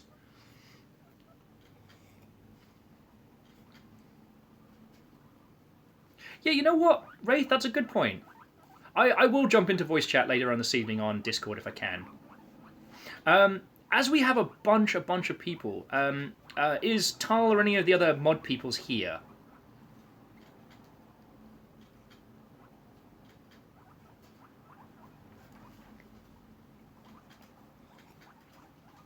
Tal, are there any of our usual friendos around that we can raid?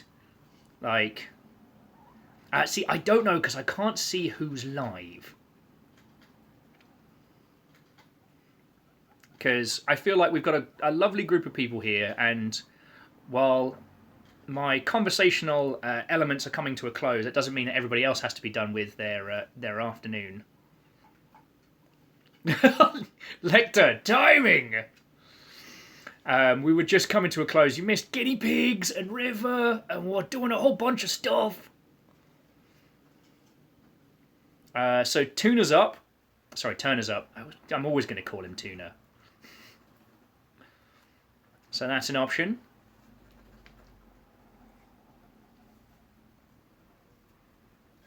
Lecter had community movie night. Movie night during the morning is quite like my idea of breakfast at 3 a.m. Oh, and I'm glad it was real good. We're still having spotty internet here, so I just made coffee and we ended up hanging out for 3 hours and chatting.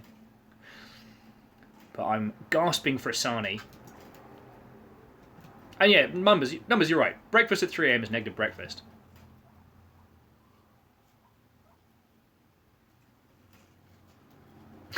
Glank's like, every time is morning, but morning. Like Tuesday. Exactly.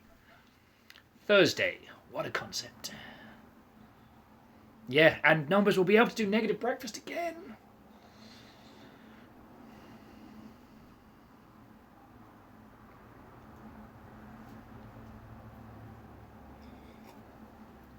Wraith is right. It is always morning somewhere to someone, unfortunately. But the great thing about morning is that it ends.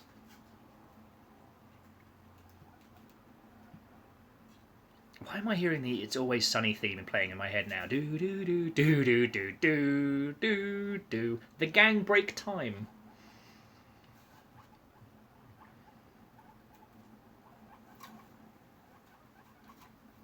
Okay. Well, so Tal, could you /raid Turner for us? Because I can't do it from Mobley. And that way we can go hang out and watch some Genshin. I'm basically going to run from here to my PC and tune in.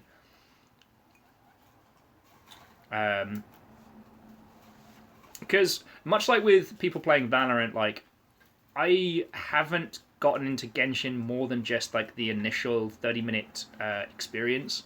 So I'm basically living vicariously through him.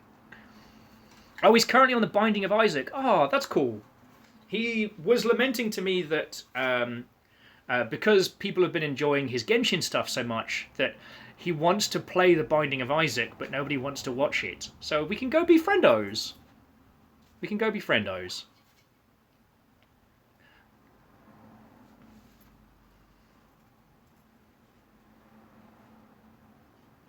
Oh, I'm going to make a massive sandwich.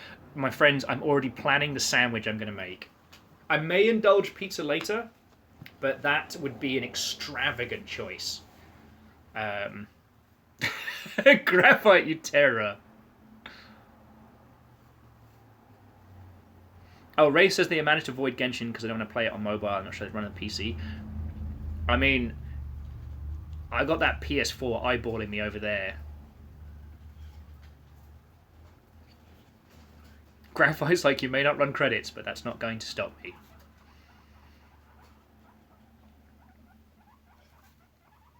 Alright. I've just realised that I don't know if I'll even see if we start doing a raid. So... you might have to tell me if it's going. You might have to tell me if we're raiding. Oh, Lecter's off to make dinner. The hunger. I don't even know what time it is. Oh, it's 5:30. Graphite, you are entirely welcome. Thank you for coming to hang out. Oh, Tal says, we're on our way, and the browser is dying. Okie dokie Loki. Alright, so I'm going to hit end, and then Tal can hit launch, and we'll head on over. Friends, thank you for a lovely day. This has been real good. And we might do it tomorrow, or we might do it Tuesday if internet is still crappy. Or maybe even Monday. Who knows? But, friendos, have a lovely rest of your day, alright? Hopper Char.